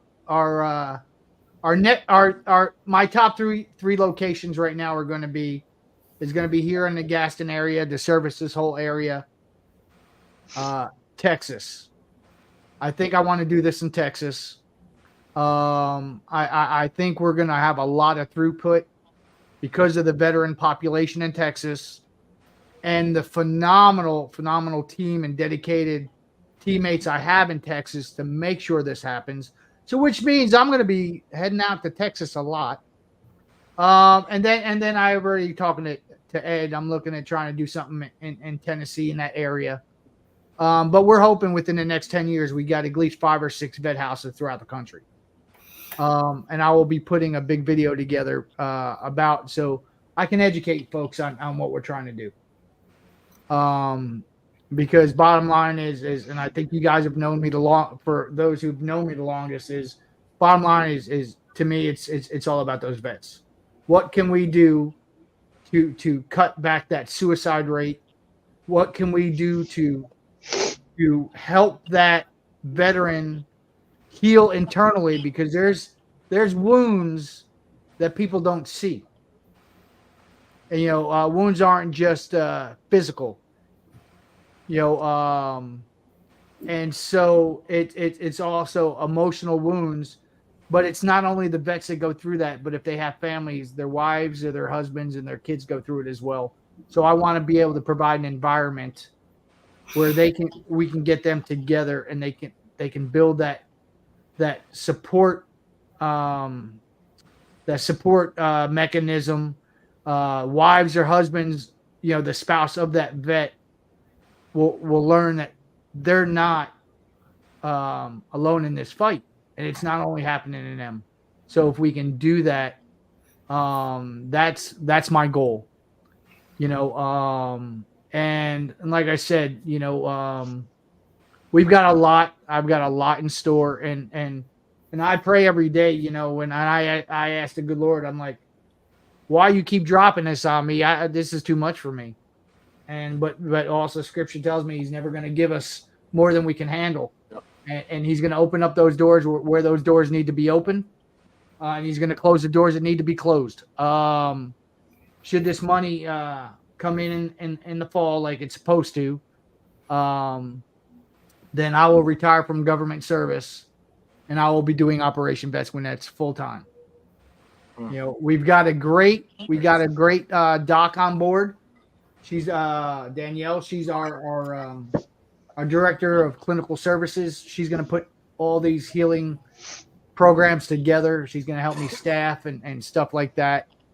I'm just praying for the right people, to sit there and be introduced to the organization through one of you guys or through the wherever.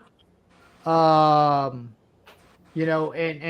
this is all gonna, I want this to happen now.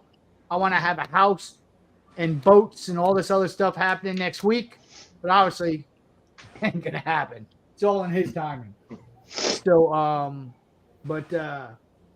and it's through through the kindness and the generosity and the support from the folks on this panel today, the folks we got online. Richard, thank you so much for that donation, but do not make that donation to where you bought all that gear. Chris posted a PayPal that goes directly to that, and the fees. I'll get with Richard. We'll get it ironed out. Gotcha. I'll donate a trip to any veteran for watching this show tonight. Man, I appreciate that. And bottom line is it shows like this, and I've got to start my podcast back up. It's called America's Finest Heroes, Journey to Real Therapy. But Michael Purdue, he's a another Texoma guide. He's up and coming fisherman. He's out on the water a lot. He does really good. Young guy, which I think that's cool. I think he'd be a good addition to the team. He's been showing a lot of interest in doing stuff for our vets. Well, let's bring him on. We're going to recruit him to get on the team. He's a good guy. He's always on the water doing good fishing. So take care of that, Juan. Yes, sir. This is probably the least I've ever heard Jamie talk. I know. Man, I'm sitting here and I'm listening at everybody, and I'm like Rich, man. My heart right now is just so full because I got goosebumps. I know, right? I know myself and Rebecca. Being partnered up with Operation Vets with Nets, ever since that day one, man, our hearts has been so full that we can just a little bit being a part of something that's so great. We can go to bed every night and say, man, wow, at the stuff that everybody on this panel in chat, just sitting here looking and watching, going through chat, and while everybody's talking, it's just it's mind blown. All the love for our vets out there, and it almost tells you the truth, man. I'm gonna be honest with you; it makes you want to tear up. It really does, because it's such a wonderful thing that knowing, man, we got our vets back. They've taken care of us. They went to the battle for us, and it's just we're just doing a little bit of our part trying to help them out now. And I think we need. Guys that don't know Jamie, most everybody in here knows Jamie, but I know Jamie well. We are brothers, and when we were discussing what route we were going to take with Carolina Lake Weights and how we could how we could give back, because we wanted to give back to some type of organization. Rich, it was like God put you before us, and it was perfect. It was just a perfect marriage. And Jamie for guys that don't know Jamie, he is one of the most giving, selfless people I've ever met in my life. He's one of the best guys I've ever met in my life. If he could give to everyone, he would. He's not a rich guy, so that's not possible, but he's got a huge heart, and he tries his best to spread what he can to everybody. Rich, he's one of the strongest teammates you could have ever asked for. I just want to say, this group of guys, there's a reason why we've all been put together. you know, the sum of us all makes something great. And I want to say too, Chris, Rebecca is the backbone of Carolina Lakeway. There's no doubt. That girl, Rebecca, and I can tell you, when Rich calls, she's like, "Oh, okay, it's Rich, man. What we got? What we got?" That girl, she is so ready to help out more than I am. I mean, I'm just saying, she's so willing to love our vets the way she does. Like I said, that girl, Rich, she loves you and everybody, Chris. And believe me, the feeling's mutual, and you know that. And, Yeah. And I'll sit there and I'll have some ideas, and I'll call Jamie. And he said, "All right." He says, "We can do this." Da, da, da, da, da, da. And I said, "Okay, what's it going to cost me?" And and Jamie will say something, and Rebecca will be in the background. "Oh, no, it's this amount." And I'm sitting there, I'm trying to figure out the math, and I'm like, my wife's sitting there, and I'm like, "How are you guys making anything on this?" And Rebecca's like, "Don't you worry about it." And I have to tell Jamie, you got to come up with a plan of what you can give away, man. You can't just give everything away. You're going to give away the whole I told him that. I said, "Dude, I appreciate you guys like CatCon." So I'm coming up, and I promised my wife, because she wanted a Carolina Lakeway shirt. And so I'm getting her a shirt, and I'm getting some other stuff. And so I go over there because Jamie was a big donator for our raffles at CatCon. And so Rebecca's just keep handing me stuff. I said, "I feel like I'm a bag lady carrying all these shopping bags," And I said, "All right." I said, and then I got all the stuff for me. So I said, "All right." I said, "All right, how much do I owe you?" And I'm running the numbers in my head. I'm like, "All right, cool." And then she gives me a number. I said, "What are you doing?" She goes, "Rich, all that stuff you just bought, it's going to be used for our vets anyway. So I'm like, so, and that shows you, that truly shows you the heart that people have, and I right off the bat, when I started talking with Jamie and with Chris, because Chris introduced me to Jamie, and just the general conversation, we knew, like Chris said, it was a marriage, and it's like, I have sponsors, I've got supporters, and I got partners in the industry, and I literally have family. And and that's how I look at Carolina Lakeweights and Rebecca and Jamie. They're all of the above. They're all of the above, but more so family.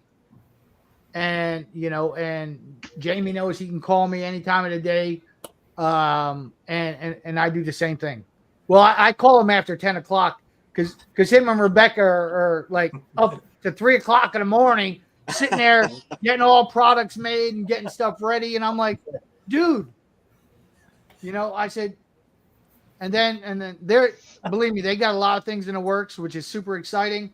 And I'm like, "When are you going to take the time out and just get away from everything and enjoy?" So you guys, we're going to Disney.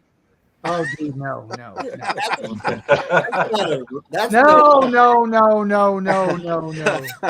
Yeah, Rebecca's finally going to get me to Disney World, I think, in about 3 weeks. So we're getting away from some work. We're going to have some R&R, but and very well deserved. I appreciate it. But man, we appreciate y'all guys saying such nice things about us here. But it's for our veterans, man. And myself and Rebecca, we are so happy, so proud that we're able to do that. But I can tell you, from chat tonight, from everybody all over the United States, that has given, it's just so awesome. We're just like not even a percentage, but everybody else, for what they do for Operation Vets with Nets, it's just, thank you so much. I know for myself, and I know speaking for Rich, Chris, and everybody on the panel here, guys, it's just the beginning of something that's wonderful. This is just the beginning of something that's going to be so great that, you know, our veterans is going to have somewhere to go, be able to talk to people, be able to go fishing with us, and be able to just know people has their backs. And that's Yeah. what it's Amen. about. And it is, and you know, and it's great people as like you guys and our other teammates that'll also hold me accountable as well. If I start drifting off the left field, I know my folks are going to pull me back and say, "Whoa, whoa, whoa, whoa! What are you thinking?" You know,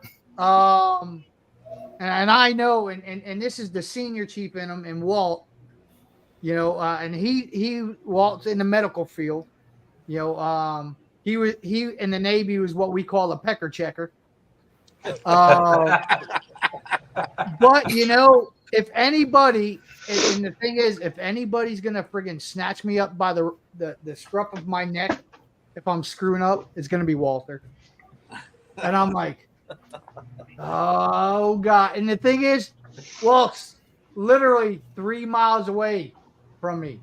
So if there needs to be boots and ass, Walter could be over here in 30 seconds flat, and I'm like picking friggin' boot out of my hind parts, you know. But I also really need that, you know, because sometimes I can go on some tangents, man. I'm so super excited about certain things, and sometimes I need to be reeled back. You know, sometimes I need to be reeled back, and you know, it's you know, it's what I need. I think we all need that check and balances. Yeah. Yeah. You know, but you know, Richard said he received his order today, Jamie, and he loves his slime hat. I want to say, guys, we appreciate everybody that's donated. Really appreciate you guys just being a part of what we're doing. All the support, even if it's not monetary, just being here. We do appreciate the support. But if you can, even if it's $25, you know, that's a meal. That's basically a meal. Go over to operationvetswithnets.org. The link is in the chat. There's a PayPal link. You can make a charitable donation. Whatever you can afford, you know. I mean, I know times are tough for a lot of guys, but it's going to a good cause. It'll make you feel good. And, you know, feeling good, what kind of price can you put on that? I mean, Priceless. And one thing I didn't mention, if you guys want to be regular subscribers, in other words, if you want to set it up where $20 a month comes out of your account automatically, because that's going to be a big drive for us, as well as getting those monthly subscriptions, because that helps us budget, you know, to support our captains when needed and stuff like that. If you're interested in doing that, send me a message on Facebook and or call me. For some of you guys, man, I will have no problem of doing this right now. Just Juan, don't call me breathing heavy on the phone no more. Remember, I got caller ID. But there's my phone number. If you want to be a regular subscriber, you know, I always shoot for 22 because they say that the average, you know, that's the number we need to knock down for veteran suicides. But if you can't afford $22 and you can afford $10 or $15, you know what? You know what? To me, it's still a blessing. You know, I look at the person that could sit there and will donate when times are tough and really hard, and they still say, hey, you know what? I can afford to give you $10 a month. And if somebody says I can afford to give you $1,000 a month, you know what? To me, on those scales, they're even. Why? You know, because they're giving what they can out of the generosity and out of their hearts, and that truly means everything. And anybody that wants to donate their actual time on the water for fishing, we're always looking for guys. You know, and even if it's you know, in reality, a lot of these guys don't take a lot of guys out. We're looking to recruit veterans as much as we are looking for guys to take veterans out. So, you know, going down to the VA and handing out flyers and just little stuff like that. That doesn't cost you really anything. That's needed probably actually more than guys on the water taking guys fishing. We need more vets. We need to recruit more vets. So you guys that even aren't even part of the organization, if you got friends that are veterans that need to get some real therapy, that just need to get out in the water, they want to go have some fun, they need to vent. Yep, absolutely. Get a hold of Operation Vets with Nets. We got guys all over the country. We're in 22 states. You know, and you said it, as much as the work it is to take the vets out, really getting the word out there. Because I think I gave the numbers to Chris the other day. I want to say it was something like we had something like 85 this year or something like trip, and we've got close to probably 30 more trips scheduled now, and we're only through a little over half the year. So we've got a lot going on. And I want to get to a point where we have to, in all these states, we have to prioritize, the requests that come in. For instance, this was founded on disabled vets and those vets dealing with PTS and depression. But then we opened it up to, active duty and all that. I want to get to a point to where we are prioritizing. All right. Based on HIPAA, I can't, there are certain things I can't ask, but if somebody is dealing with PTS, they're going to have priority, but I want to get to that point to where we are so busy and we have more captains and if we got somebody, somebody wants to volunteer their time and please don't take this the wrong way. Because I've had plenty of people say, yeah, I can do this. And then next thing, they're not doing anything. But if we got somebody who's really great at video editing and has that time, I need people to make those commercials, taking those videos, because we got part of my captain's requirements is when they're going out, they're taking pictures, they're taking videos, they're capturing testimonies. That's so key to the growth of this organization when you're seeing on our website, on social media, you're seeing on YouTube, you're seeing, what these vets are going through, as well as look at that. I mean, that's an awesome picture right there. That's an awesome pig right there. His wife beat his PB or just below it. She thought she had it beat. He got her by 2 pounds. So that was the luckiest trip we've been on. We got an 83 and an 85. If you guys have that skill set and that time to do that, reach out. Like if you're in the Hampton Roads area, I really need an event coordinator and volunteer coordinator because we have so many things coming up. I just had the VA. Walt, I think you saw my email. I did. And I wanted to verify it was from the VA, but they want us to come set up in September over here locally. And those are awesome things because now we're at the VA hospital. We're exposing things to the vets. And I imagine we're going to have a big explosion in the area after that. I'm doing a big event in Nags Head. We got CatCon coming up. I mean, there's so many different things. So if you're in the Virginia Beach area, you've got a computer, you're computer savvy, and you want to be our events coordinator, stuff like that, events and volunteer coordinator. There's so many positions. Same thing. I can imagine Ed could use some help where he's at. Juan, I know, for those that can't fish, but have that skill set to help continue building things in Texas, that would probably be good. So we're going to be building these throughout.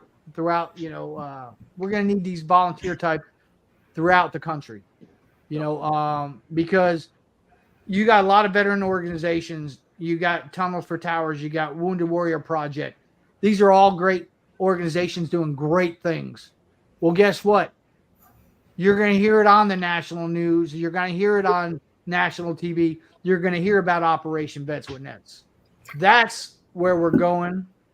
How we're going to get there, I have no foggiest clue. The good Lord knows, and he's just going to take me there step by step. But that's what we want to set up. And I'm kind of doing all of that now, and it's like Chris said, man, and working a full-time job and being a husband and a grandfather and all that good stuff. So, yeah. So, you want to know what we're looking for and how you can help, reach out to us. Shoot me an email. Just like Chris just showed that picture of the veteran, and that was the cross-organization collaboration with Catfish for Heroes. That trip, and they reached out, and we're setting up someone else as well. But it's not just about us, and we're always trying to help. And some of these organizations reach out, and it's, yeah, and that's thing. a good Well, at point. the end of the day, it's about the veteran, not us. Yeah. That's it. Yep. Rich and what I'm in it for. Yeah, Rich and I had that conversation last night with for a young lady out of Alabama that she sent me a text last night that she was ready to end it all because she wants to go fishing and hasn't been able to. And Rich PTS and yep. And Rich and I figured out he made some calls last night and got in touch with Tyler from Catfish for Heroes, and they are going to reach out to her to get something set up. And I told her last night, I said, you got to have a different outlet than think of that last thing as a resort. You can't let that win. There's other things out there that can give you some kind of help than letting that thought win. Absolutely. And take. Yeah, it's just, Ed, I don't know. That's what I was reaching out to you for, because I know you would travel all the way over there for her. But then when Tyler, and so you guys know, you heard us say Catfish for Heroes. There's one other organizations like my partner in doing what we do for the vets. Another great organization, Catfish for Heroes, Tyler Patterson. That's what we do for each other. If he doesn't have what he calls ambassadors in a specific area, he reaches out to me, and we've been doing that back and forth, and that's a blessing, and that relationship works. Why? Because he's in the exact same mindset as me. To have that network. Yeah. And so, and that's the key thing is, we don't need that vet, and it's, she's probably not talking about committing suicide because she can't go fishing, but she knows what kind of release that would be and how therapeutic it can be. She's just probably dealing with a lot of other issues, those hidden scars and wounds. And so let me see if okay, so I just got word about our new jerseys. Next week they should be done, and then obviously they'll get mailed to me, and then I'll send them out. So everybody who's listening who ordered the new Operation Vets with Nets team jerseys and stuff, they'll be coming out here hopefully in the next couple of weeks. So that's truly, it's the importance of working with other like-minded organizations, and that's the only other I don't have anything against any other organization, but Tyler and I sync so well, just like Chris and Jamie does, and all of us here in our organization, we're all in the same exact mindset. So that's why, I do a lot of things with Tyler. And so, and it's bottom line is again, it's all about our vets. I'll share one story and I'll shut up. And Walter's just been sitting there so freaking quiet. But Tired of working. yeah, I'm working them too hard. But last year I had a trip and I set it up with somebody, and it was like a month out. And so I reached out. We agreed on all the details where I was going to pick them up in the whole 9 yards. Well, the week of, I'm calling, reaching out, and make sure everything's still good. If and I haven't heard from them. And I'm like, well, I'm going fishing anyway. I'm saying this to myself, but I'm going to be at that dock waiting just in case this guy shows up. I'll leave him wait a half hour more. If not, he's got my number. I'll go fishing, and if he all of a sudden shows up, I'll go pick him up and we'll go out. He showed up on time, and I'm like, oh man, great to see you. I haven't heard from you. And he just busted out crying. Less than 8 hours before that, he had a gun in his mouth ready to pull the trigger. And he said the good Lord, put it on his heart that for some reason he just needed to be out fishing today. And I sat there and I just grabbed him and I just bawled. I'm getting goosebumps now. I just bawled we cried together, we hugged together, and and I even asked him if he would like to come on our show and kind of share something, and he said he just can't, which I understand. There's certain things, certain people just can't. But that was a little over a year ago, and he's still kicking. He occasionally reaches out to me. I'll reach out to him to see how he's doing. But truly, if this organization helped, help save one person's life, then we did it. We have done what the good Lord put ahead of us. And so when Joel called me last night, because there was a captain that was supposed to handle all that trip, and no one can get a hold of him. So if we would have lost somebody, I would have just been devastated. So I'm glad that that we're growing, so we can meet that need for those vets. And I'm glad I have that partnership with Catfish for Heroes, so we could support each other in doing what we're doing. You're doing great things, man. I appreciate you allowing me to be part of it. Proud to be teamed up with all you guys. I know this is an Operation Vets with Nets deal for the vets, but if any of y'all ever want to come fishing with me, I take anybody fishing. You don't have to be a vet. You want to come fishing with me, let me know. We'll go catch some big-ass fish. That goes for any of my friends that are in chat. Any of y'all ever want to come fishing with me, just let me know. We'll go do it. Yeah, man. Now, Same here. I know Chris came in town and we were trying to get together. My son had a basketball tournament one weekend, and the day that we could fish, there was a big north front hitting or something. We weren't able to get together, but hopefully we get together and fish sometime, Chris. Juan, I know we're going to fish together this winter. Yeah. Any of you other boys? Actually, I think that day you ended up taking Jesse fishing and put him on his PB, I think. Oh, we went up to Texoma. That's right. And you had been up at Texoma, but then you went down and fished some other. Weren't you down fishing a tournament or something? Yeah, I was doing a tournament, but I think that day I ended up at Tawakoni. Okay. And you did pretty good there too, though, didn't you? I did good on both lakes, yeah. Yep, I was surprised you did well up at Texoma. That's a testament to how good an angler you are, buddy. That's a tough lake. I caught some big fish up there, man. Hey, It do was you great. think they give prizes for bluegill? What's that? I said, do you think they give awards for bluegill?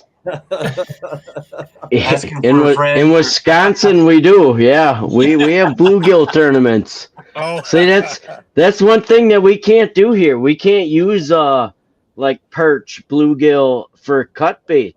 That's considered a game fish here. We're not allowed to use anything like that for fishing for catfish. Wheeler. Hey, hey, Chris, we just had a statement in chat there. Says, I wish there was an organization like this down here in Arkansas.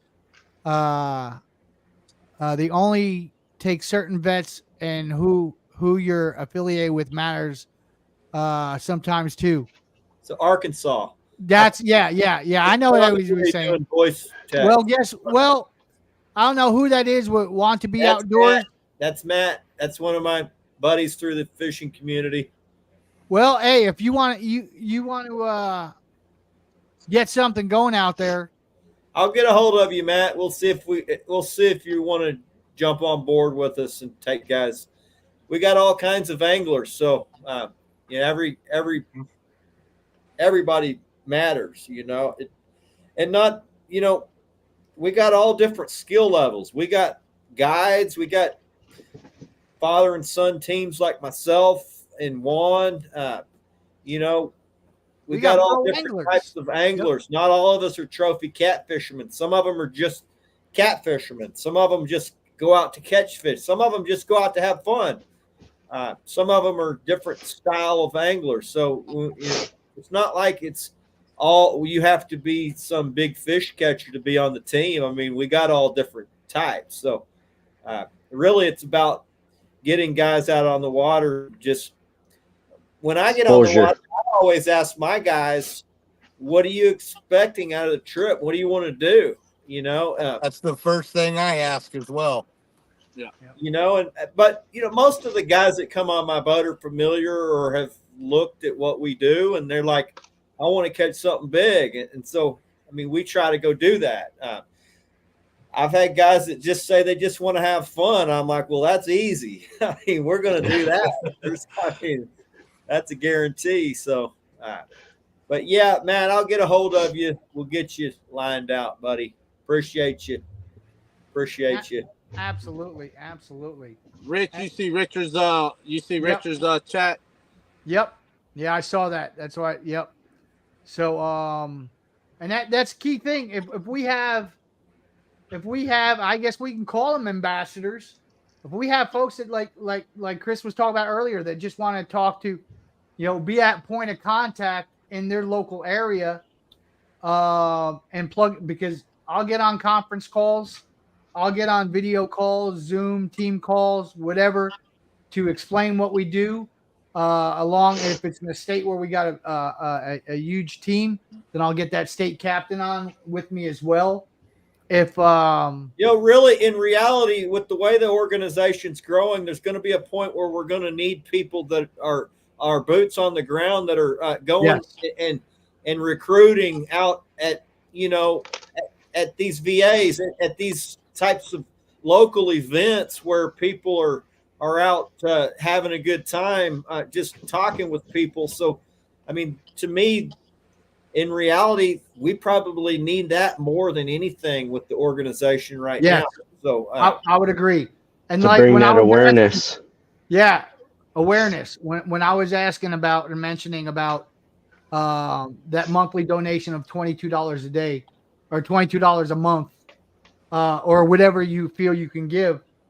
When I start having a budget that I can base it just on those monthly subscriptions, then I'm able to put budgets together so I know where we have, like, for instance, if saying we have a big contingency and in a certain part of Texas or a certain part of Tennessee, and where like Ed's going out and doing these different events besides fishing, I will put a budget and saying, all right, here's what I can budget for your events. And this is going to be your budget for the year. And what I will do is wherever those donations come from, because I'll see where they're coming from, I'll, if all of a sudden I'm getting $5,000 a month in donations from Texas, I'm going to give them, obviously, there's a lot of different stuff there going on and the word's getting out about us. So I will set a budget up for Texas so they can do that. So they can go out and they can, like, we have some great rack cards. And a matter of fact, I think it was either, I don't know if it was Joel or it was Ed, developed this one rack card and I really liked it. And I kind of took that on, that look on for our organizational rack cards. Forgot who did it. And it might not even, I forgot, but it was somebody who was doing it all out of their own pocket, and I appreciate that. And so I want to be able to do that. So then we could build those budgets, and I could send down and order the supplies. If all of a sudden, you just want to be an ambassador and get a team of volunteers and set up at different events. If we got that money coming in, I'll buy the tent, the banner, provide the rack, everything you need for what you need to do. And so yeah, I've heard that about that organization as well, and a lot of different stuff. But if I'm able to do that, then I want to sit there and be able to do that. So, as Chris said, we really need that the word about what we're doing more than anything. Can I chime in on that for a minute, No, no, Rich? you're from California, dude. No, go ahead, buddy. Please, So, please, you let's know, do another voice. Correct me if I'm wrong. Correct me if I'm wrong, which I probably always am. So I'm never wrong, sometimes mistaken. But people that want to donate, and this is kind of a question as much as a statement, because I'm pretty sure I know the answer to this. That, we're a nonprofit. Yes. So if they donate, especially if somebody's donating, say, like $1,000, which, Mr. Green just did there, which was awesome. That is a tax write-off, correct? That's a fact. So when I see those donations coming in, I will. That might give some incentive there, So I know yep. I'm a business owner at the end of the year. If it's sometimes worth for me to spend money rather than to give it to Uncle Sam, who takes all my money anyway. If I buy something or if I make a donation to something, I would much rather do that than just say, hey, here's $8,000 in tax money. You figure out what you want to do with it. I'd rather do with it what I want to do with it. Oh, no. Yeah, no, absolutely. And Jamie's not going to like this because I'm going to put more work on his plate. I'm used to it. Slave driver. Your company, Jamie, you are an LLC, correct? Rebecca has all that information, brother. I think I have to ask her. She does all that stuff. All right. I stay out of all that. So because businesses that want to donate, businesses can't get a tax write-off unless you're an LLC, because when you're an LLC and you file for that Chapter S designator when it comes to federal taxes, then we could send you a donation, a receipt at the end of the year. So I'd imagine, worry about Rebecca, not Jamie. Yeah, no kidding. Ain't that the truth? Gotta talk to the CFO. And so come around, November, December time period, I'm going to be asking them, okay, put a value to what you guys donated and what you did for us, because then I'm going to be sending them a receipt for their taxes. And you're exactly right. So all these folks that are making these donations, and I see these, so if they're making it through PayPal, I have receipts of all of that. And when Chris sends me that, that $20,000 from the raffles and what he put out of his own pocket, then he's going to sit there and I'm going to say, okay, I need to know who donated what. So then I could sit there and come tax time, send them a receipt so they can claim it off on their taxes. And Chris, you taking pictures of the list so he has it, or what? Oh yeah, all that. Chris has got all that. Yeah, absolutely. So maybe it's going to be Rebecca. Oh shit! No, I'd rather deal with you, Jamie. I don't want to get on her bad side when she has to figure out how much did we, all right. So we gave Rich, I'm just going to throw up a number, 10,000 in wholesale, and retail value was 20,000. So you get a receipt because you get the retail value of it. So she's going to have to figure all that out. Well, there's definitely a line on your taxes for sales and promotions and discounts. Yep. Definitely a write-off for your company. Yeah, well, yeah. See, if you do sales promotions, and depends on how you word your books. Yeah, you're exactly right.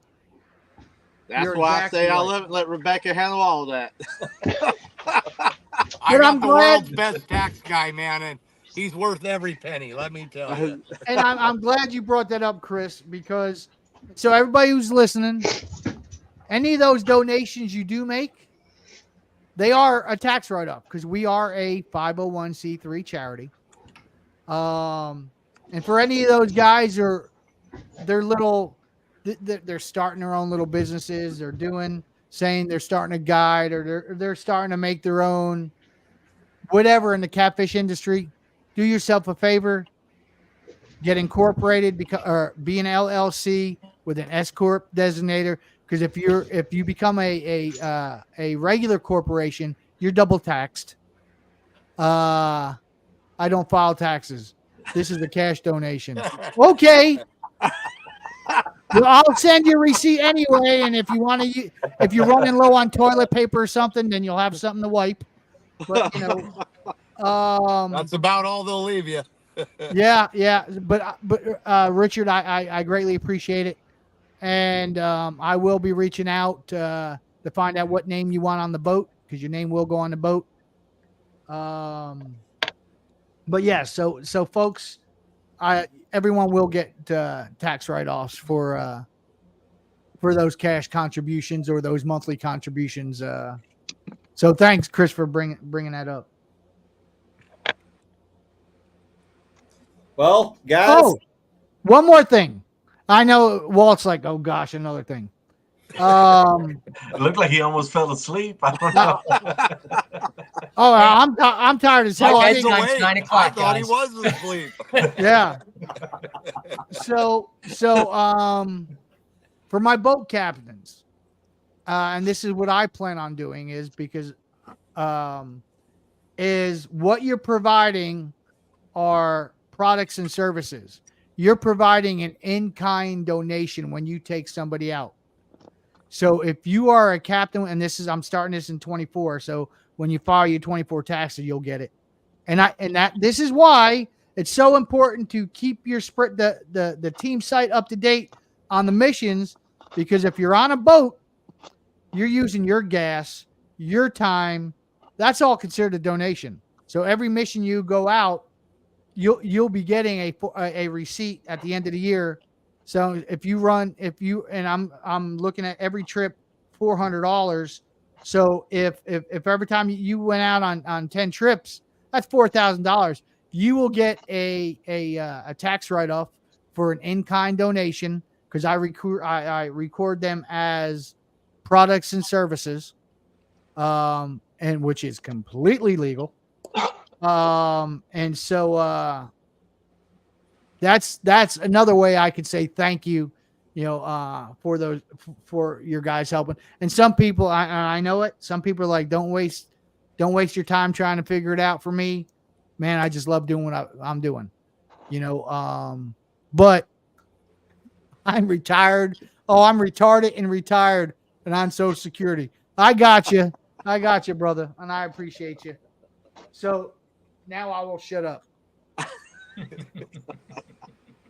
Well, guys, let's give out everybody's social medias, any website. Chris, what's the name of your guide service? What's that? What's the name of your guide service? NorCal Adventures Guide Service, Clear Lake, NorCal California. Adventures Guide Service. You got a website? Facebook. I do, but my wife deals with that. Okay. Well, you can find I got another Jamie. You can find Chris on Facebook. She's the CFO of my house. Fishing Adventures.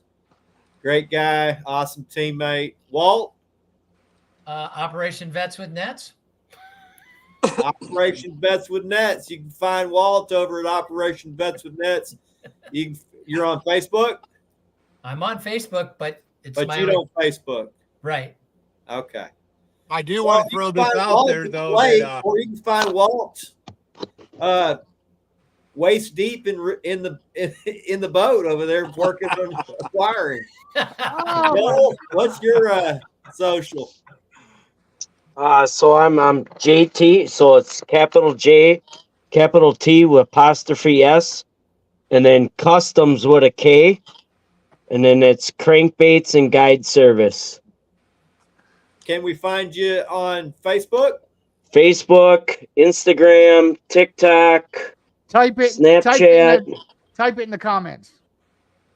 Boom. Well, Well, you had to say it. Walter, you were wanting to throw one more thing out there, brother? What's that? What's that?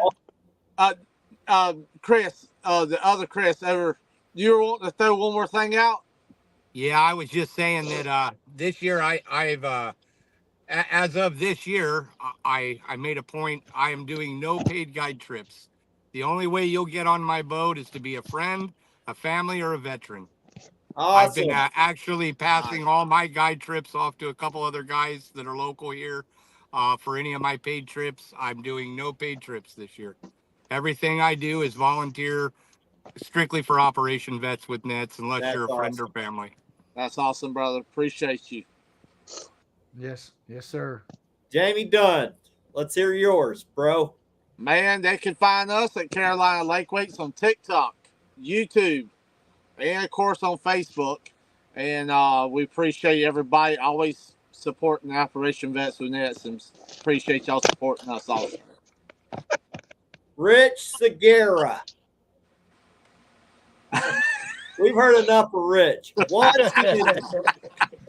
Everybody knows how to find me.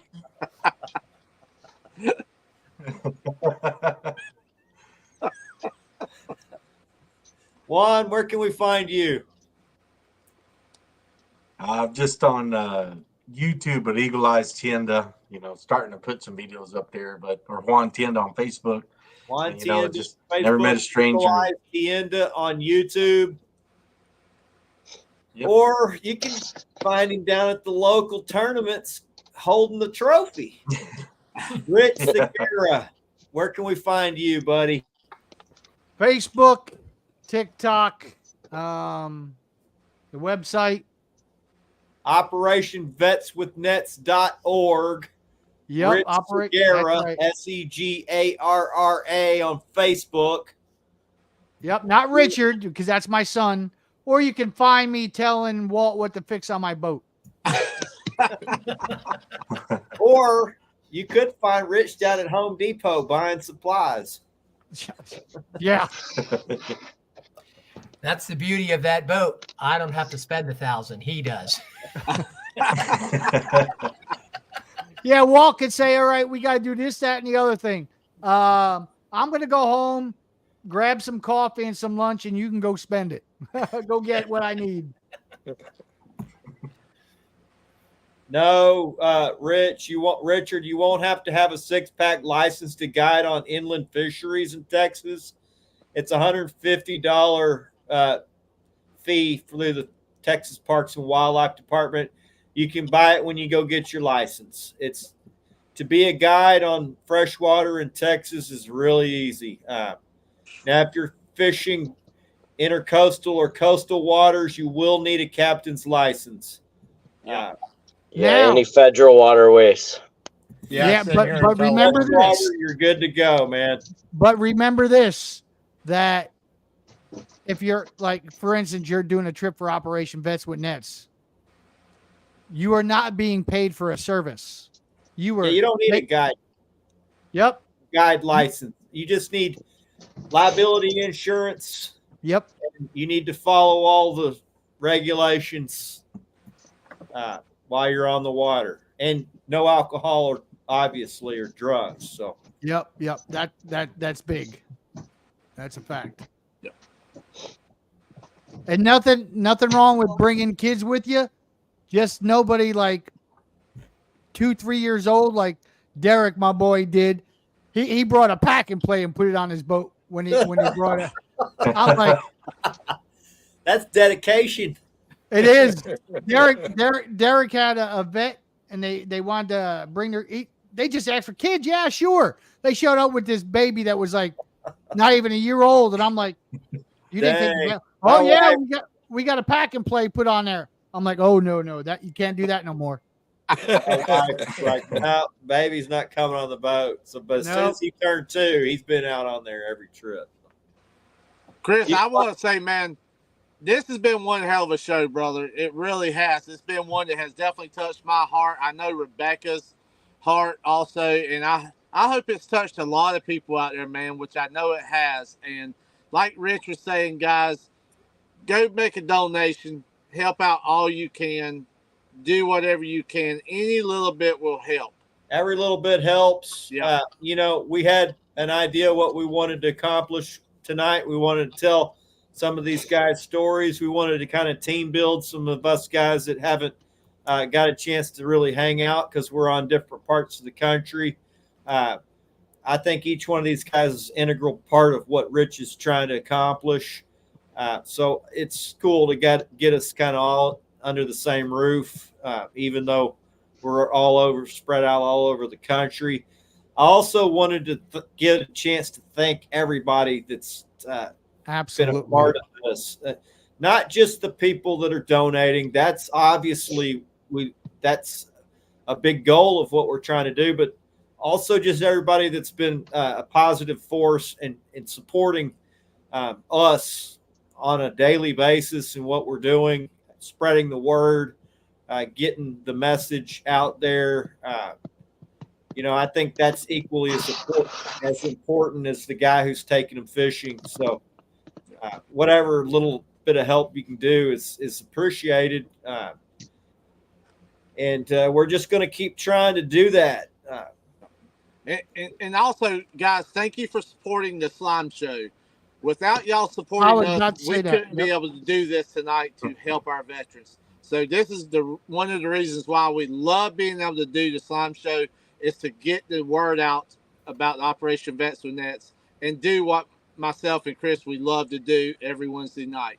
Yep. And thank you so much from us. I agree. This was one of our goals with the show is we wanted to try to help the guys that are that we feel like that we could help in our framework, our network that we've built. When we partner with Rich, when I partner with Jamie, I said I really see us being to be able to help each other synergistically. Helping other guys, helping our teammates, helping our partners, and I think tonight's a perfect example of of our vision of the show, really. So appreciate you guys being here. I can't thank you guys enough for coming on and spending some time with us. All you guys that are in chat, none of this is really possible without y'all. So otherwise it'd just be 5 dudes up, on the internet talking to each other. So all you guys that have gave tonight, really appreciate it. That was another goal of tonight's show, to try to raise some money. Mission accomplished. We got a couple of captains out of it. We raised some money. We raised some awareness. Did some raffles, yeah. Had a lot of people here I hadn't seen before. So, looks like we got some new people that's on the ground that's going to be doing some work on the ground also. So excellent. Yeah, and I gotta say, with the Slime Show, and what you guys set out to do, with the Slime Show, but also for those folks that you might just be tuning in for the first time, but this is a great show because not only you're hearing from Chris will have various captains on. He has our organization on. He'll have other guests on. But it's also it's a really great training show as well because they'll talk about, like, I'm a big dragger, and so is Chris. So Chris, I know he's done a couple this year on how you lay your planer boards out, at least what works for him. Rivers and lakes are completely different, but you learn so much. Like if you're learning that pre or post spawn, tactics, you're gonna learn that on this show, because not only do you get the knowledge from what Chris has learned throughout all these years, and Jamie as well, but then they bring in these guests. Oh, Oh, all right. That was his daughter. I thought it was Rebecca. Okay. So you learn all these things, and it's a great resource. It's a great resource. So if you're able to, go ahead and support the Slime Show. Come check them out, and I thank you guys for what you do for the show. Appreciate you, brother. Appreciate you. Appreciate that, Rich. That's the feather in my cap when I get somebody who said, "Man, I've really learned a lot on the show, and it's made me a better angler." So, Yep. I wanted to just say thank you to all the veterans, because without them, Operation Vets with Nets wouldn't even be possible. So That's it.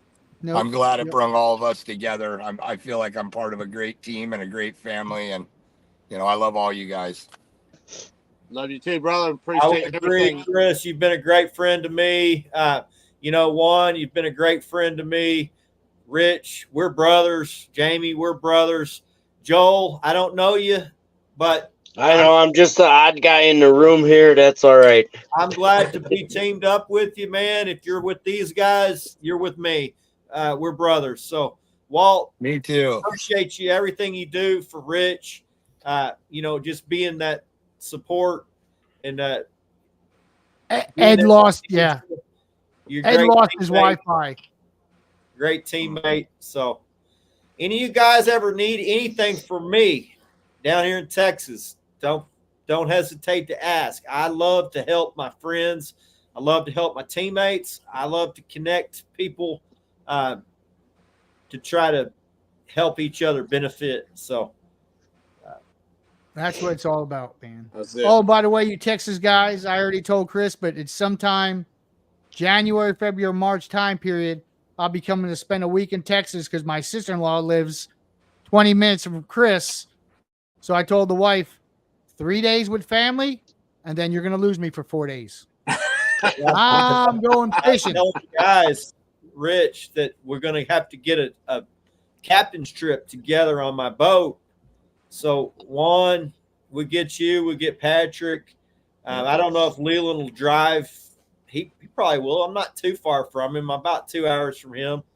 And maybe we can all get on the boat and go catch some monsters. So, should be the right Sounds time good to to get me. for us. Yeah, Well, man. I'll be back there this fall to finish off the Texas Trail. Okay. When are you coming? Oh, yeah. Probably November. I'll join you, Matt. November is a good time up at Texoma. Yeah. I came No. December last year, December, January. and December's pretty February. good. It can be iffy, but it's pretty good December. Oh, it was cold when I was there, man. 13 degrees. My Yeah. rods were freezing. The boat was freezing. My Okay. live well full of bait froze solid. Yeah, I think I went to Levon, didn't I? I think I went to Levon Maybe. we smoked them. I think I fished mostly that day. So, Just you missing did that pretty 30 mile an hour good. wind, You Chris did pretty fishes. good on the same day. We just killed them. So, which I was surprised. I was thinking Wheeler's up there at Texoma getting his ass kicked. Actually, that cold weather kind of turned the bite on. Yeah, that lake can be tough when it gets cold like that. You don't realize how big and vast of a lake that is. I There's a told lot you, of when you water. go up there, you better pick a section and work that It was section. a lot. There's a lot of water on that lake. I think it's one of the top 10 biggest lakes in North America. Yeah, if yeah, I'm- it is. It is. You know, it's when I first showed up there, I was alone, just me and my So, boat. you fish those tournaments with your wife? Yes, every tournament with my wife. She's my co-angler. All I'm right. her co-angler, actually. Yeah. Sounds like Let's tell the Rebecca. truth. Yeah, we know she lays the smack down. Yeah, So that's right for now sure. we're doing pretty good on the California. They did a points race with all the different tournaments in California this year, and we're sitting in second place as of right now.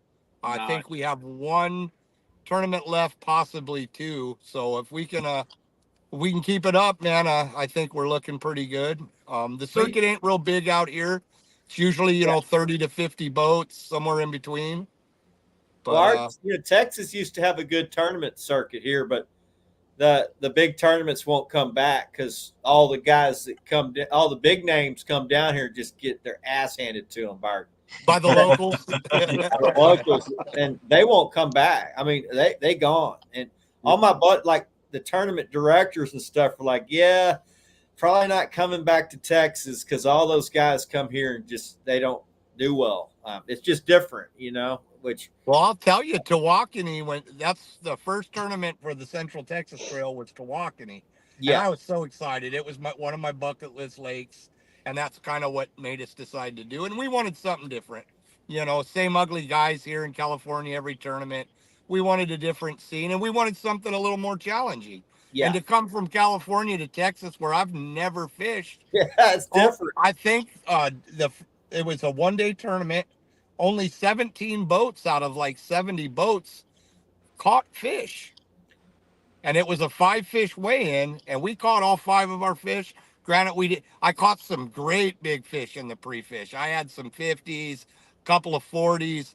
I mean, my pre-fishing was great, but the lake it went kind of null. At least I wasn't on them for the tournament, but we caught our 5 fish. You know, it wasn't a huge weigh-in, but we were proud of that. You know, that's kind of a tough lake too if you don't know it.